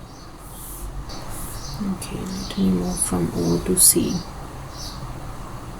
And in part A we have done what OC is. O to C, this is Q, this is parallel, this is parallel, this is also Q. So this O to this point is Q and this point to C is Q. So OC is basically 2 times Q. Okay, OC is 2Q, O to C, and C to D is negative P. Okay, let me find the position, the OD, the position vector OD. O to D follows the path OC, which is 2Q, and CD. Hold on a second, let me mention everything. OC plus CD. OC is 2Q and CD is negative P. So OD, its position vector is 2Q minus P.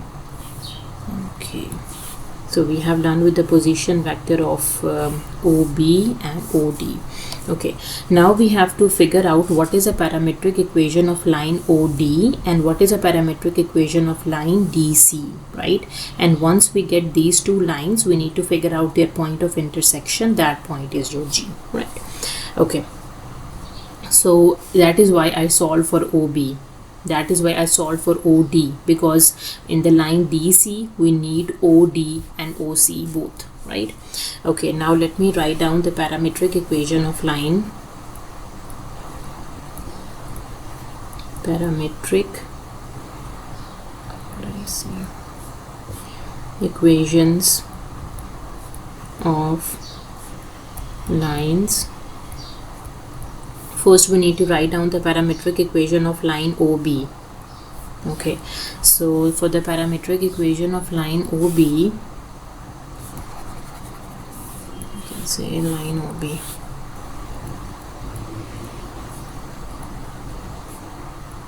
OB is simple. The parametric equation of line, we can write this by R is equals to some scalar times OB, which is P plus Q. This is the parametric equation of line OB. This is my first equation. Okay, so this is R equals to some scalar time OB. This is the equation of line OB. Okay, now let me write the parametric equation of line DC, because DC also extended, right? So the same, R is equals to some scalar times. Alright, so for the parametric equation of line DC, D to C, you have to take any point on this line DC. So the point you can take D or the point you can take C. This is up to you. So I'm taking the point D. So the point D we can write OD plus some scalar times of its direction DC, right? So we have done OD. You can also take OC as well, because most of the student will get confused. For parametric equations, parametric equations are basically, when we write the parametric equation, we can say R is equals to any point on line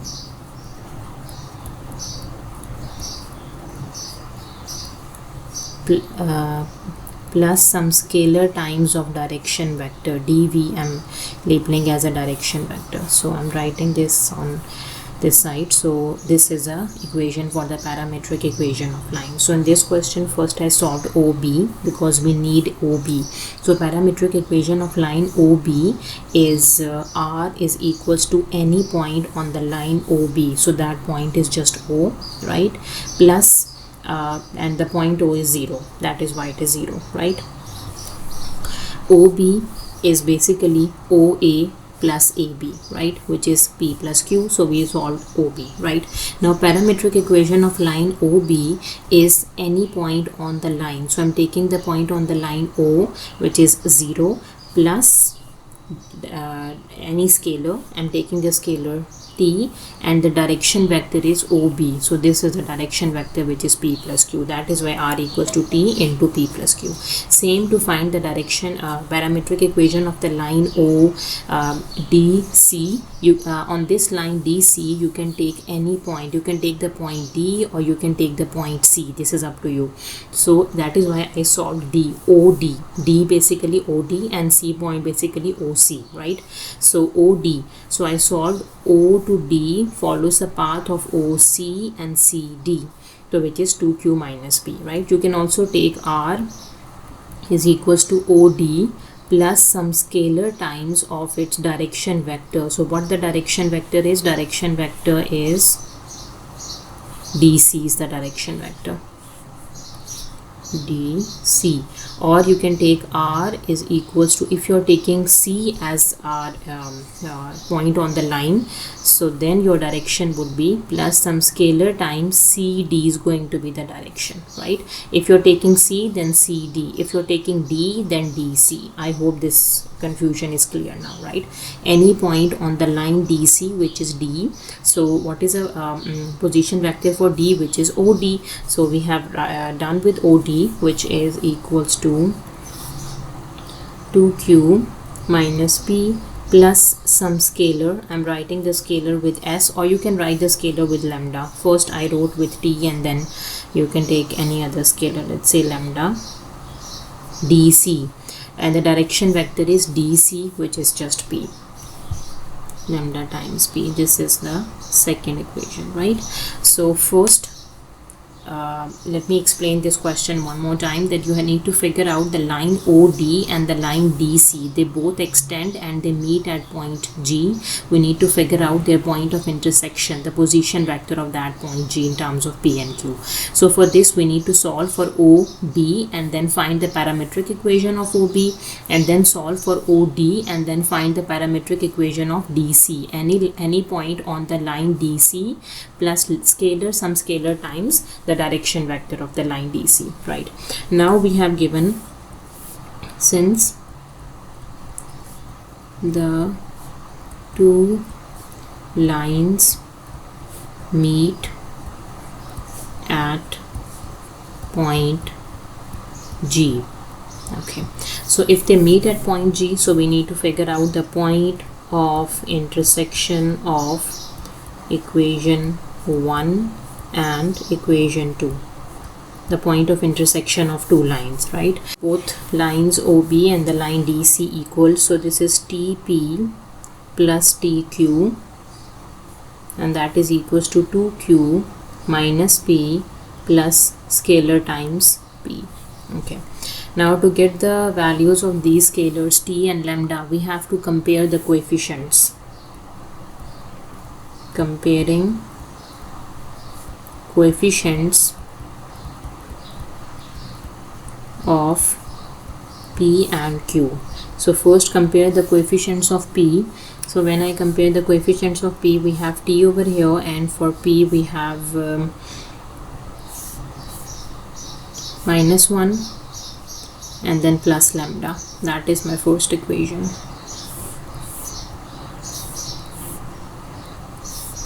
Okay, now let me compare the coefficients of Q, not the first one, sorry, that is my third equation because I already labeled first and second. Now comparing the coefficients of Q, you have T, and for Q you have 2. These are the P values. Okay, so from equation 4 we come to know that the T value is 2. So the T value is 2. Substitute the T value 2 back into your third equation and solve for lambda. So lambda minus 1 is your T. So we can say lambda should be equals to T plus 1. So here lambda is equals to T value is 2, 2 plus 1. So we got lambda equals to 3. Okay, so we have done with the lambda and with the T, right?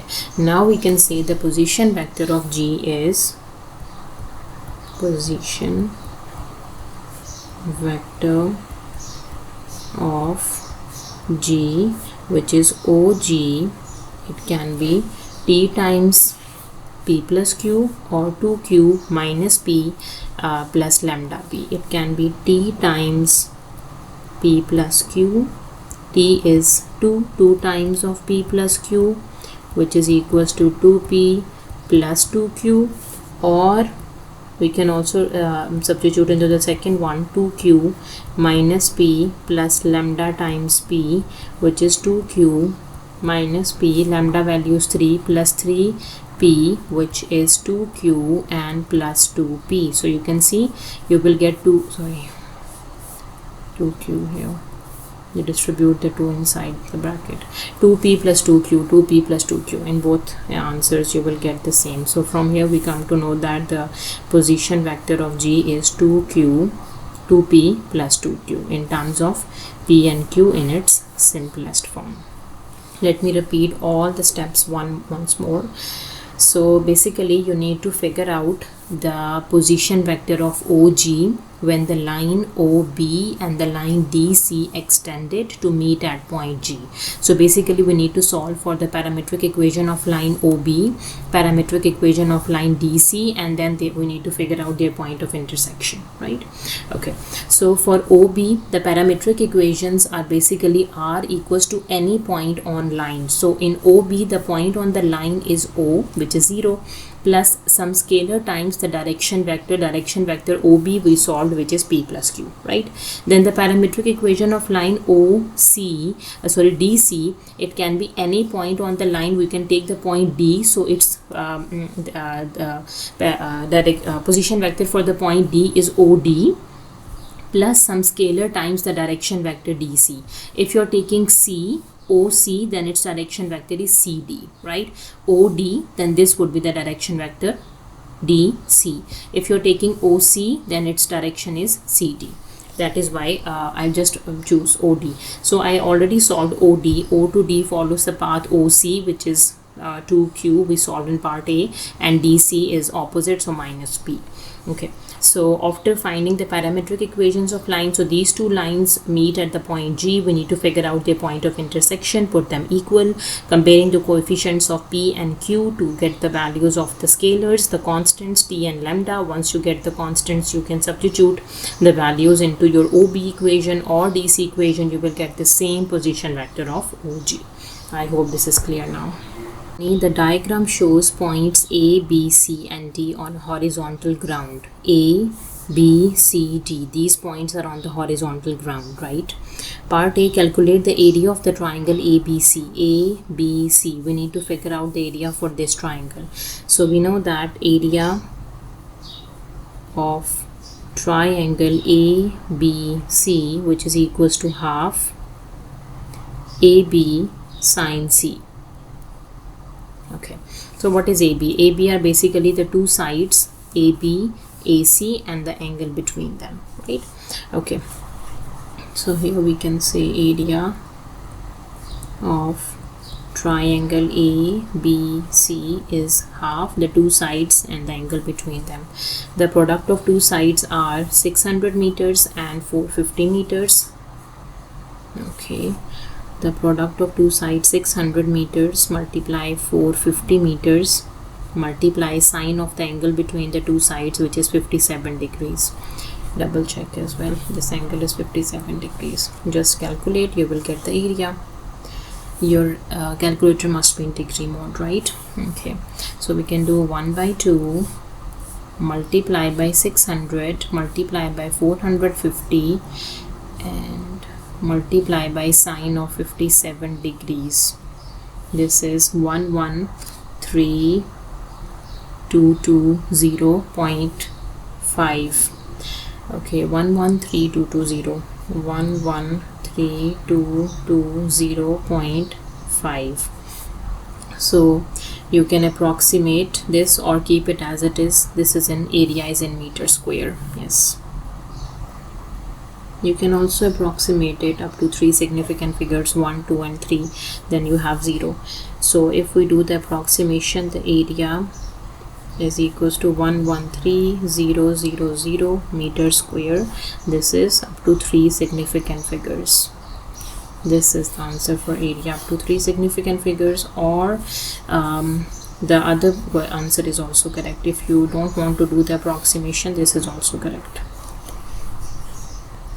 Now for part B, show that the angle CAD is 85.8 degrees correct to 1 decimal place. Okay, CAD, where is the angle CAD? C, A and D, this angle we need to solve. Okay, so how do we get this angle? So consider the triangle A, C and D, this triangle. Okay, we have two sides and one angle. We need to solve one more angle. So two sides, two angle, law of cosine, law of sine on ACD. Okay, let me apply law of sine on triangle A, C and D. So if I draw that triangle separately over here, we can say A, C and D. So this point is A, this point is C and this point is D. Okay, so what we know is A to C is 450. This is 450 meters, and C angle is 34. Okay, this angle is 34 degrees, and the side CD, no, AD is 290 meters. We need to solve for this angle. Okay, so for this angle of the triangle, okay, now let me apply the law of sine to get this angle D first, right? Because this angle and its front side, this angle and its front side, right? Okay, so here we can say sine of C and its front side is 290 equals to sine of angle D and its front side is 450. Okay, so the C is 34 degrees divides 290 meters. This is sine of angle D. So once we get this angle, you can do sum of all angles of a triangle, add up to 180, and then you can easily get that angle. Okay, this is 450.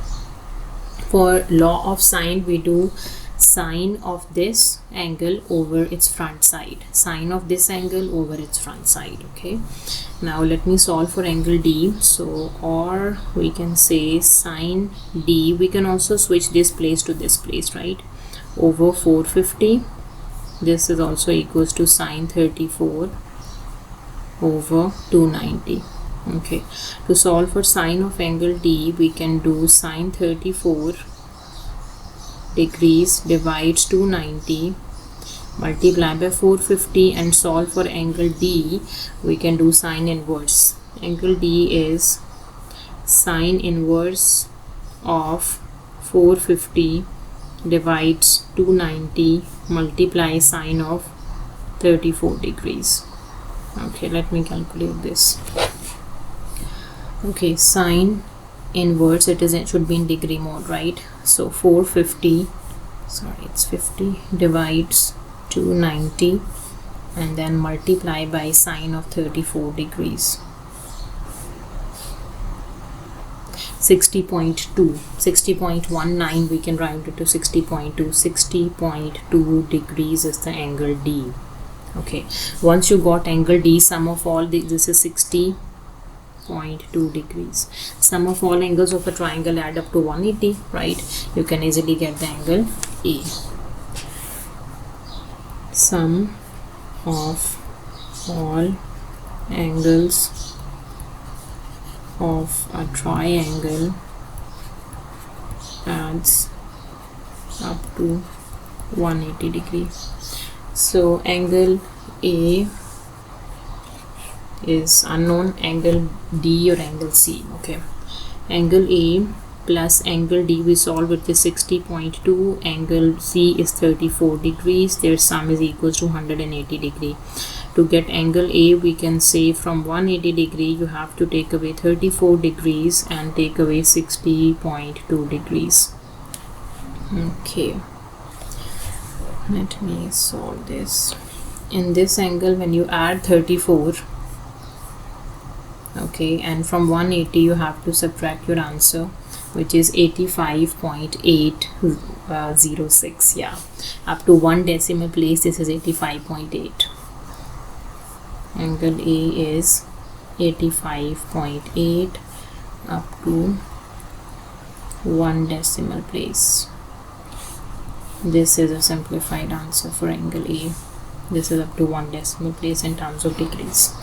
Now for part C, there is a vertical mast at point B and at point D. At B and at D, there is a vertical mast. Okay. The height of the mast at B is 250 meters. The height of the mast at D is 45 meters. Calculate the angle of depression of the top of mast D from the top of mast at point B, from B to D we need to measure. Okay, so in the beginning of this question we have given that the diagram shows a point ABCD on horizontal ground. So you have to keep this mind that all these points are on the horizontal ground. Okay, so let me redraw this diagram because all the 3 points are on the horizontal ground. So we can say here is a point D. If I draw this straight line, and here is the point B, and we have somewhere the point A, because they are on the horizontal ground, right? Okay, so and in the question we can draw these two as well, right? Because this length is, draw this length, and we can also draw this. This is 290. Okay, wait a second. We don't need this basically, but we need to write it down. This is 290 meters and this length is 600 meters, and this angle,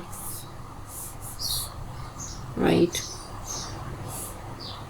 Okay, no need to write down the angles. Okay, so first what I did, I put all the 3 points, point A, point B and point D, on the horizontal ground, right?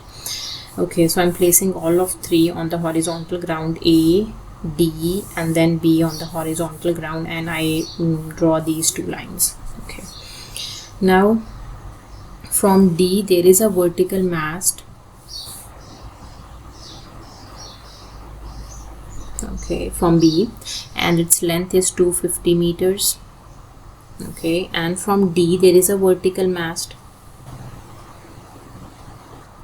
and its length is 45 meters.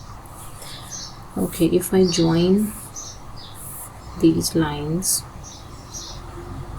okay, and if I join this line and raise the extras,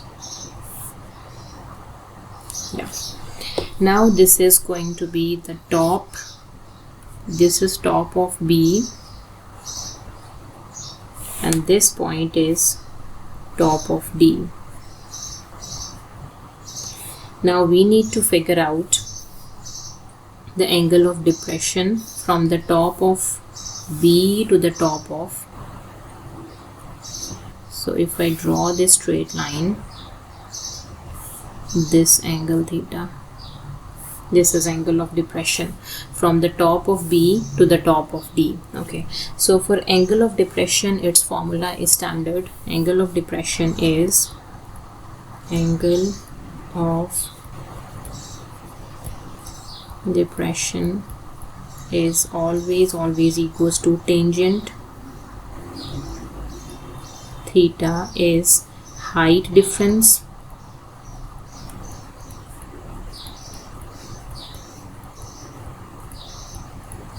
divides divide by the horizontal distance.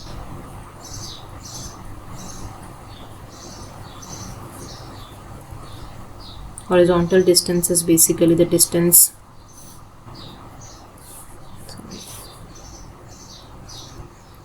B and D, BD.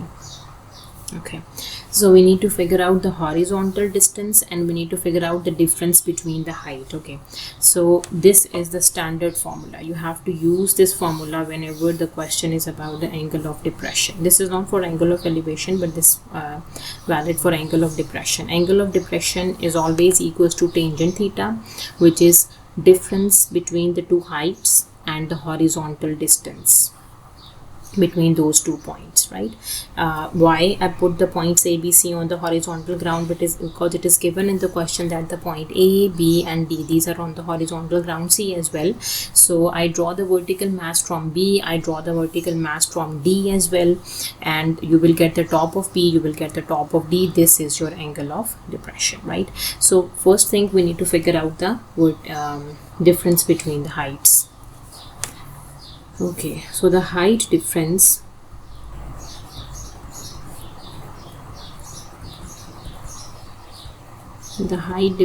is the B height is 250 meters minus D height is 45 meters.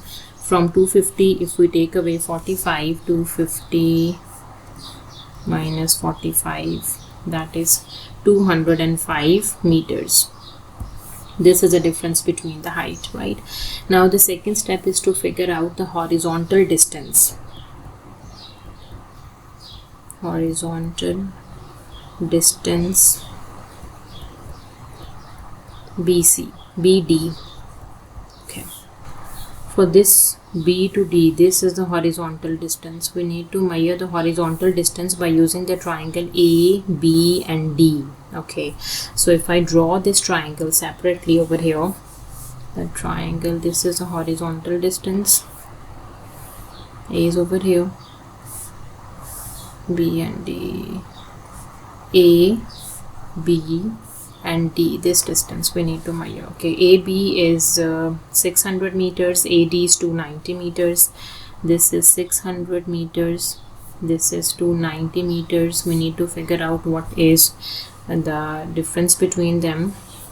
Okay, and these two angles are the sum of 57 and 85.57 degrees plus 85.8 degrees, which is 142.8 degrees, the sum of these two angles, right?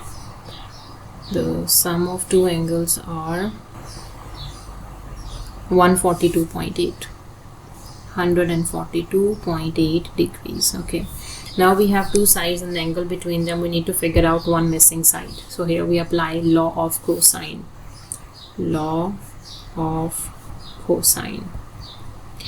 So for law of cosine, we need to solve for BD. So take its square is equals to the other two sides at 29. Wait, it's 290 and 600, sorry. It's 290 plus 600 minus 2 into 290 into 600, and cos of the angle between the two sides is 142.8 degrees. Now BD is basically the square root of this whole thing. Okay, simplify, we can say 290 square plus 600 square minus bracket 2 into 600 into 290 into cos of 142.8,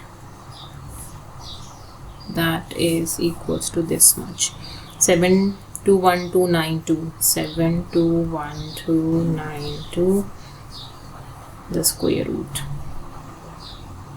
and 0.411115. Okay, let me take its square root of answer. So this is 849.3. if I round it to 849.3. This implies BD is 849.3 meters. So we got the horizontal distance BD, and we got the difference between the height. Okay, now we have both the things. We can easily figure out the angle of depression. So we can say the angle of depression, that is equals to tangent theta is equals to the difference between the two heights is 205 meters, and the distance, the horizontal distance is 849.3 meters. Meters is cancel out with meters. Okay, 205 divided by your answer, and then do tangent inverse of answer is 13.57 or 13.6. So here we can do theta is equals to tangent inverse of 205 over 849.3, and you will get angle of depression here. Theta is equals to 13.6 degrees. So this is the angle of depression.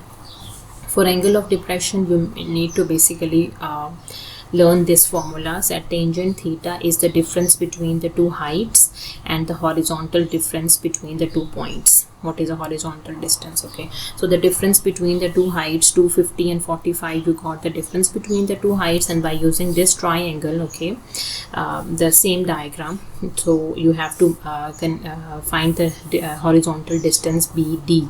So use the triangle BD and A. So you have DA, you have AB, and this angle as well. To solve for this side, use a law of cosine. You get this side, divide both of them, do the tangent inverse, you will get the angle of depression. I hope this is clear now. So this diagram I drew just to make you understand that how it is a vertical mass, because these points are on the horizontal ground, right? So this is a vertical mass, this is a vertical mass, this is a top of D.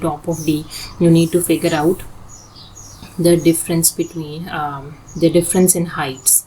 So this difference in height, this is a difference in height, which is 205, and BD, this is a horizontal distance, right?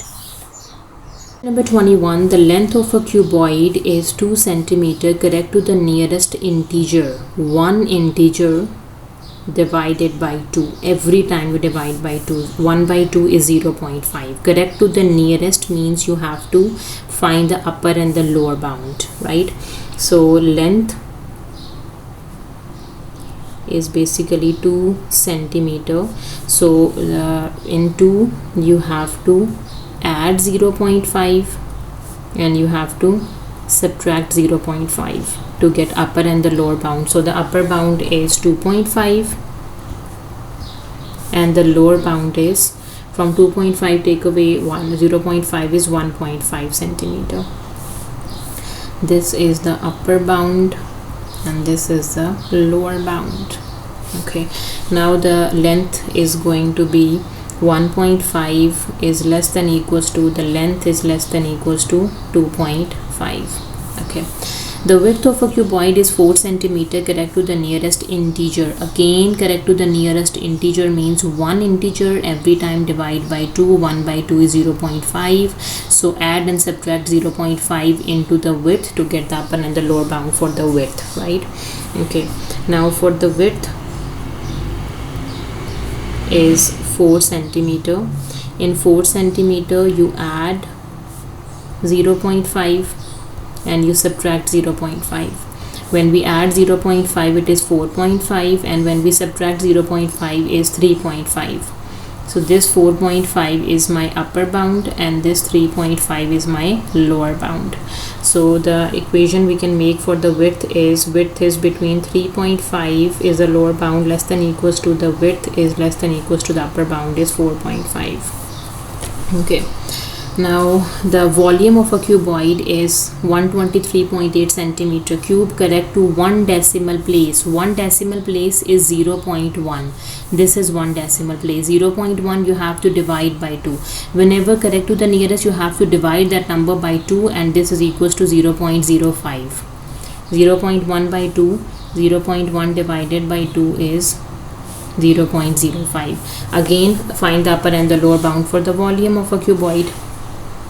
Okay, so we can say volume of cuboid is 123.8 centimeter cube. Here you have to add 0.05 and you need to subtract 0.05 to get the upper and the lower bounds. Okay, 123.8 add 0.05, this is 123.85.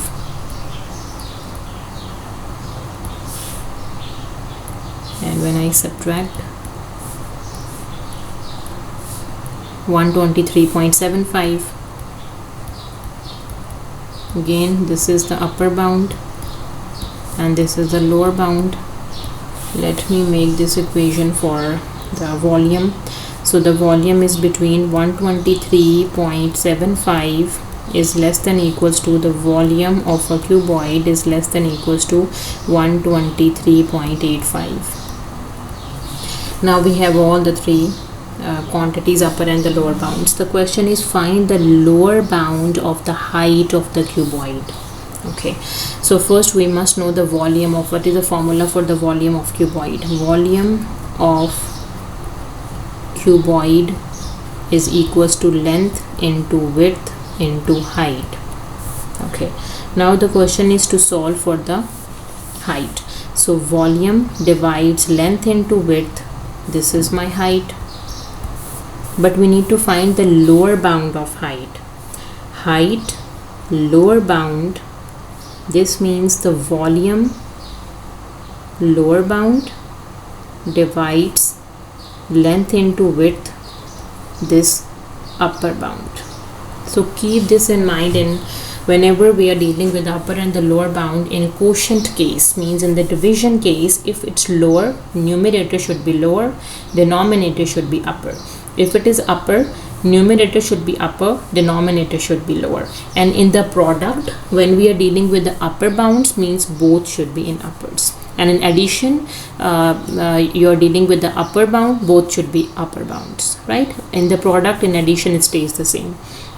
So the height lower bound, it means we need to figure out the volume lower bound divides the length upper bound multiply width upper bound.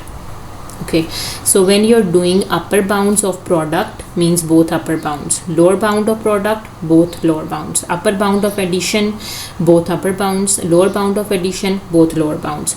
The case is reverse in subtraction and in case of quotient, right? Okay, so volume lower bound, what is a lower bound for the volume? This is a volume and this is a lower bound of the volume. This lower bound of volume we need, and we need the upper bound of length 2.5 and the upper bound of the width, which is 4.5, 123.75. So height lower bound, this is 123.75 divides 2.5 is the upper bound of length multiply 4.5 is the upper bound of the width. Let me calculate this. 123.75 divides 2.5 times 4.5. So the height is 11 centimeter. So the height lower bound is 11 centimeter. This is the solution. Question number 22. These are first 5 terms of a sequence 1 by 6, 1, 6, 36, 216. Find an expression for the nth term of this sequence. Okay, so for the nth term of this sequence, you can see this is 6 to the power minus 1, 6 to the power 0, 6 to the power 1, 6 to the power 2, 6 to the power 3. So this is basically a geometric progression, right? So the given sequence is a geometric progression. If it is a geometric progression, it must have a common ratio. So the common ratio is R, which is the second term divides the first term. Second term is 1 over the first term is 1 by 6. So the common ratio is 6. Or we can also check with other terms. We can say third term over the second term. Third term is 6 and the second term is 1. So this is also 6, right? So it is a geometric progression, right? So what is the nth term of geometric progression? The nth term of geometric progression is an is equals to a into r power n minus 1. A is the first term of the progression. So first term of the progression is 1 by 6. Write it down. 1 by 6. What is r? R we got is 6 to the power n minus 1. Right? Now let me simplify this. So the nth term is going to be here. We can write 6 to the power -1. When I shift this 6 to the numerator, its power is 1. When I shift it in the numerator, the power becomes -1, and here we have 6 to the power n minus 1. Now bases are same. We can compare the powers. A n is equals to, we can add up the powers, right? -1 plus n minus 1. So the nth term is going to be, for that geometric progression, is 6 to the power n minus 2. This is the nth term for that geometric progression. Question number 23. Two angles A and B are formed when two lines meet at a point. Okay, so let's say this is a line and this is a line. They meet at a point and they form the two angles, angle A and angle B. Let's say this is angle A and this is angle B. Okay. Angle A is given by the equation. This is the equation for angle A. Find the two possible values of angle B. Alright. So in the first step, we have given the equation for angle A. So it is better to solve for angle A first, right? Okay. 2 plus 3 tangent A is equals to -0.5. So 3 times tangent A is -0.5, and shift the 2 on the other side, -2, right? So tangent of A, this is going to be -0.5 minus 2 divides by 3. Now let me simplify the numerator. Okay. -0.5 and -2 is minus, and divided by 3, this is -5 by 6.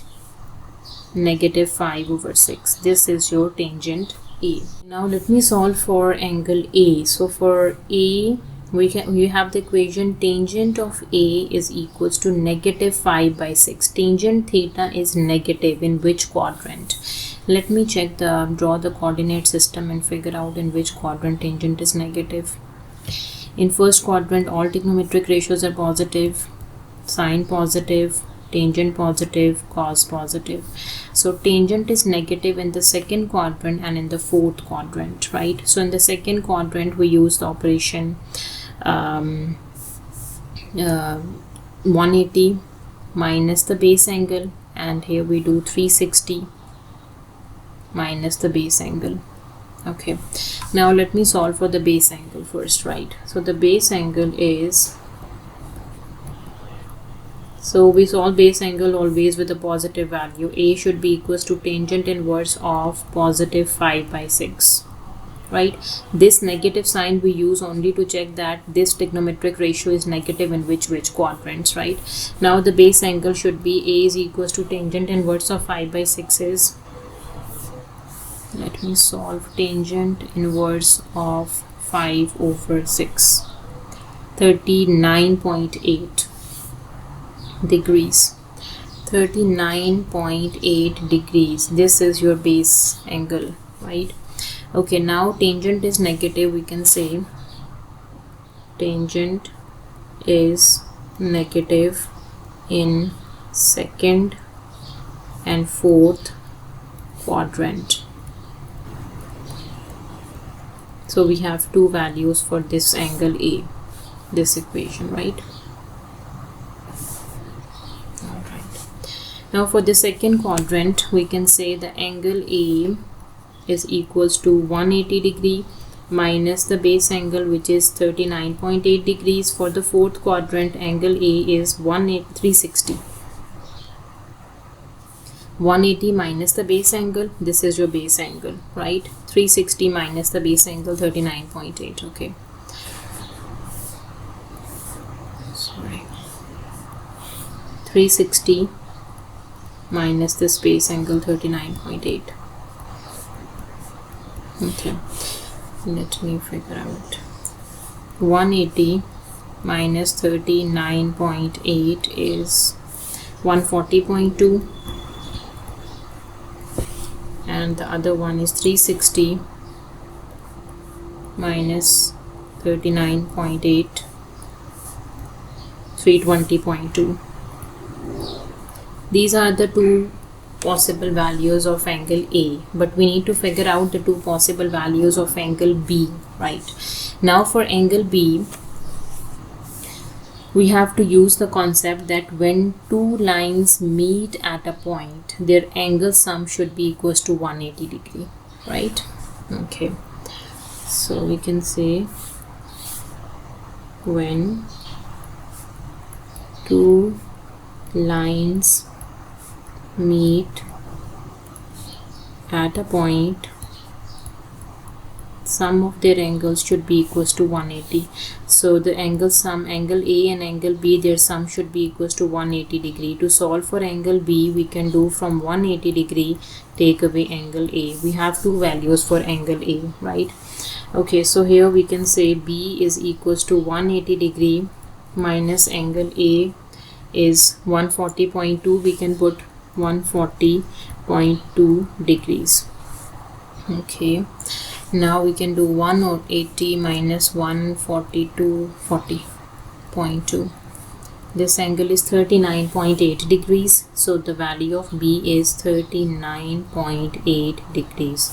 This is the first possible value of angle B. Okay, now for the second possible value of angle B, we can say is the B is 180 degree minus the angle A. So the other value is 320.2. 320.2 degrees. What is the angle B? 180 take away 320.2 minus 140.2. So this is the negative angle. Okay, but angles at a line at a point are usually taken as positive. So angles at a point, because A and B are the angles at the point, right? So their angles at a point are usually taken as positive. Angles at a point are usually taken as positive, so the other value for B is positive of 140.2 degrees. So these are the 2 possible values of angle B, 39.8 and 140.2. We are not taking the negative one because angle at a point are taken to be positive, right? So that was the last question of our paper. If you have any queries, please let me know in the comment section and please subscribe to my channel. Thank you for watching. See you next time. Take care.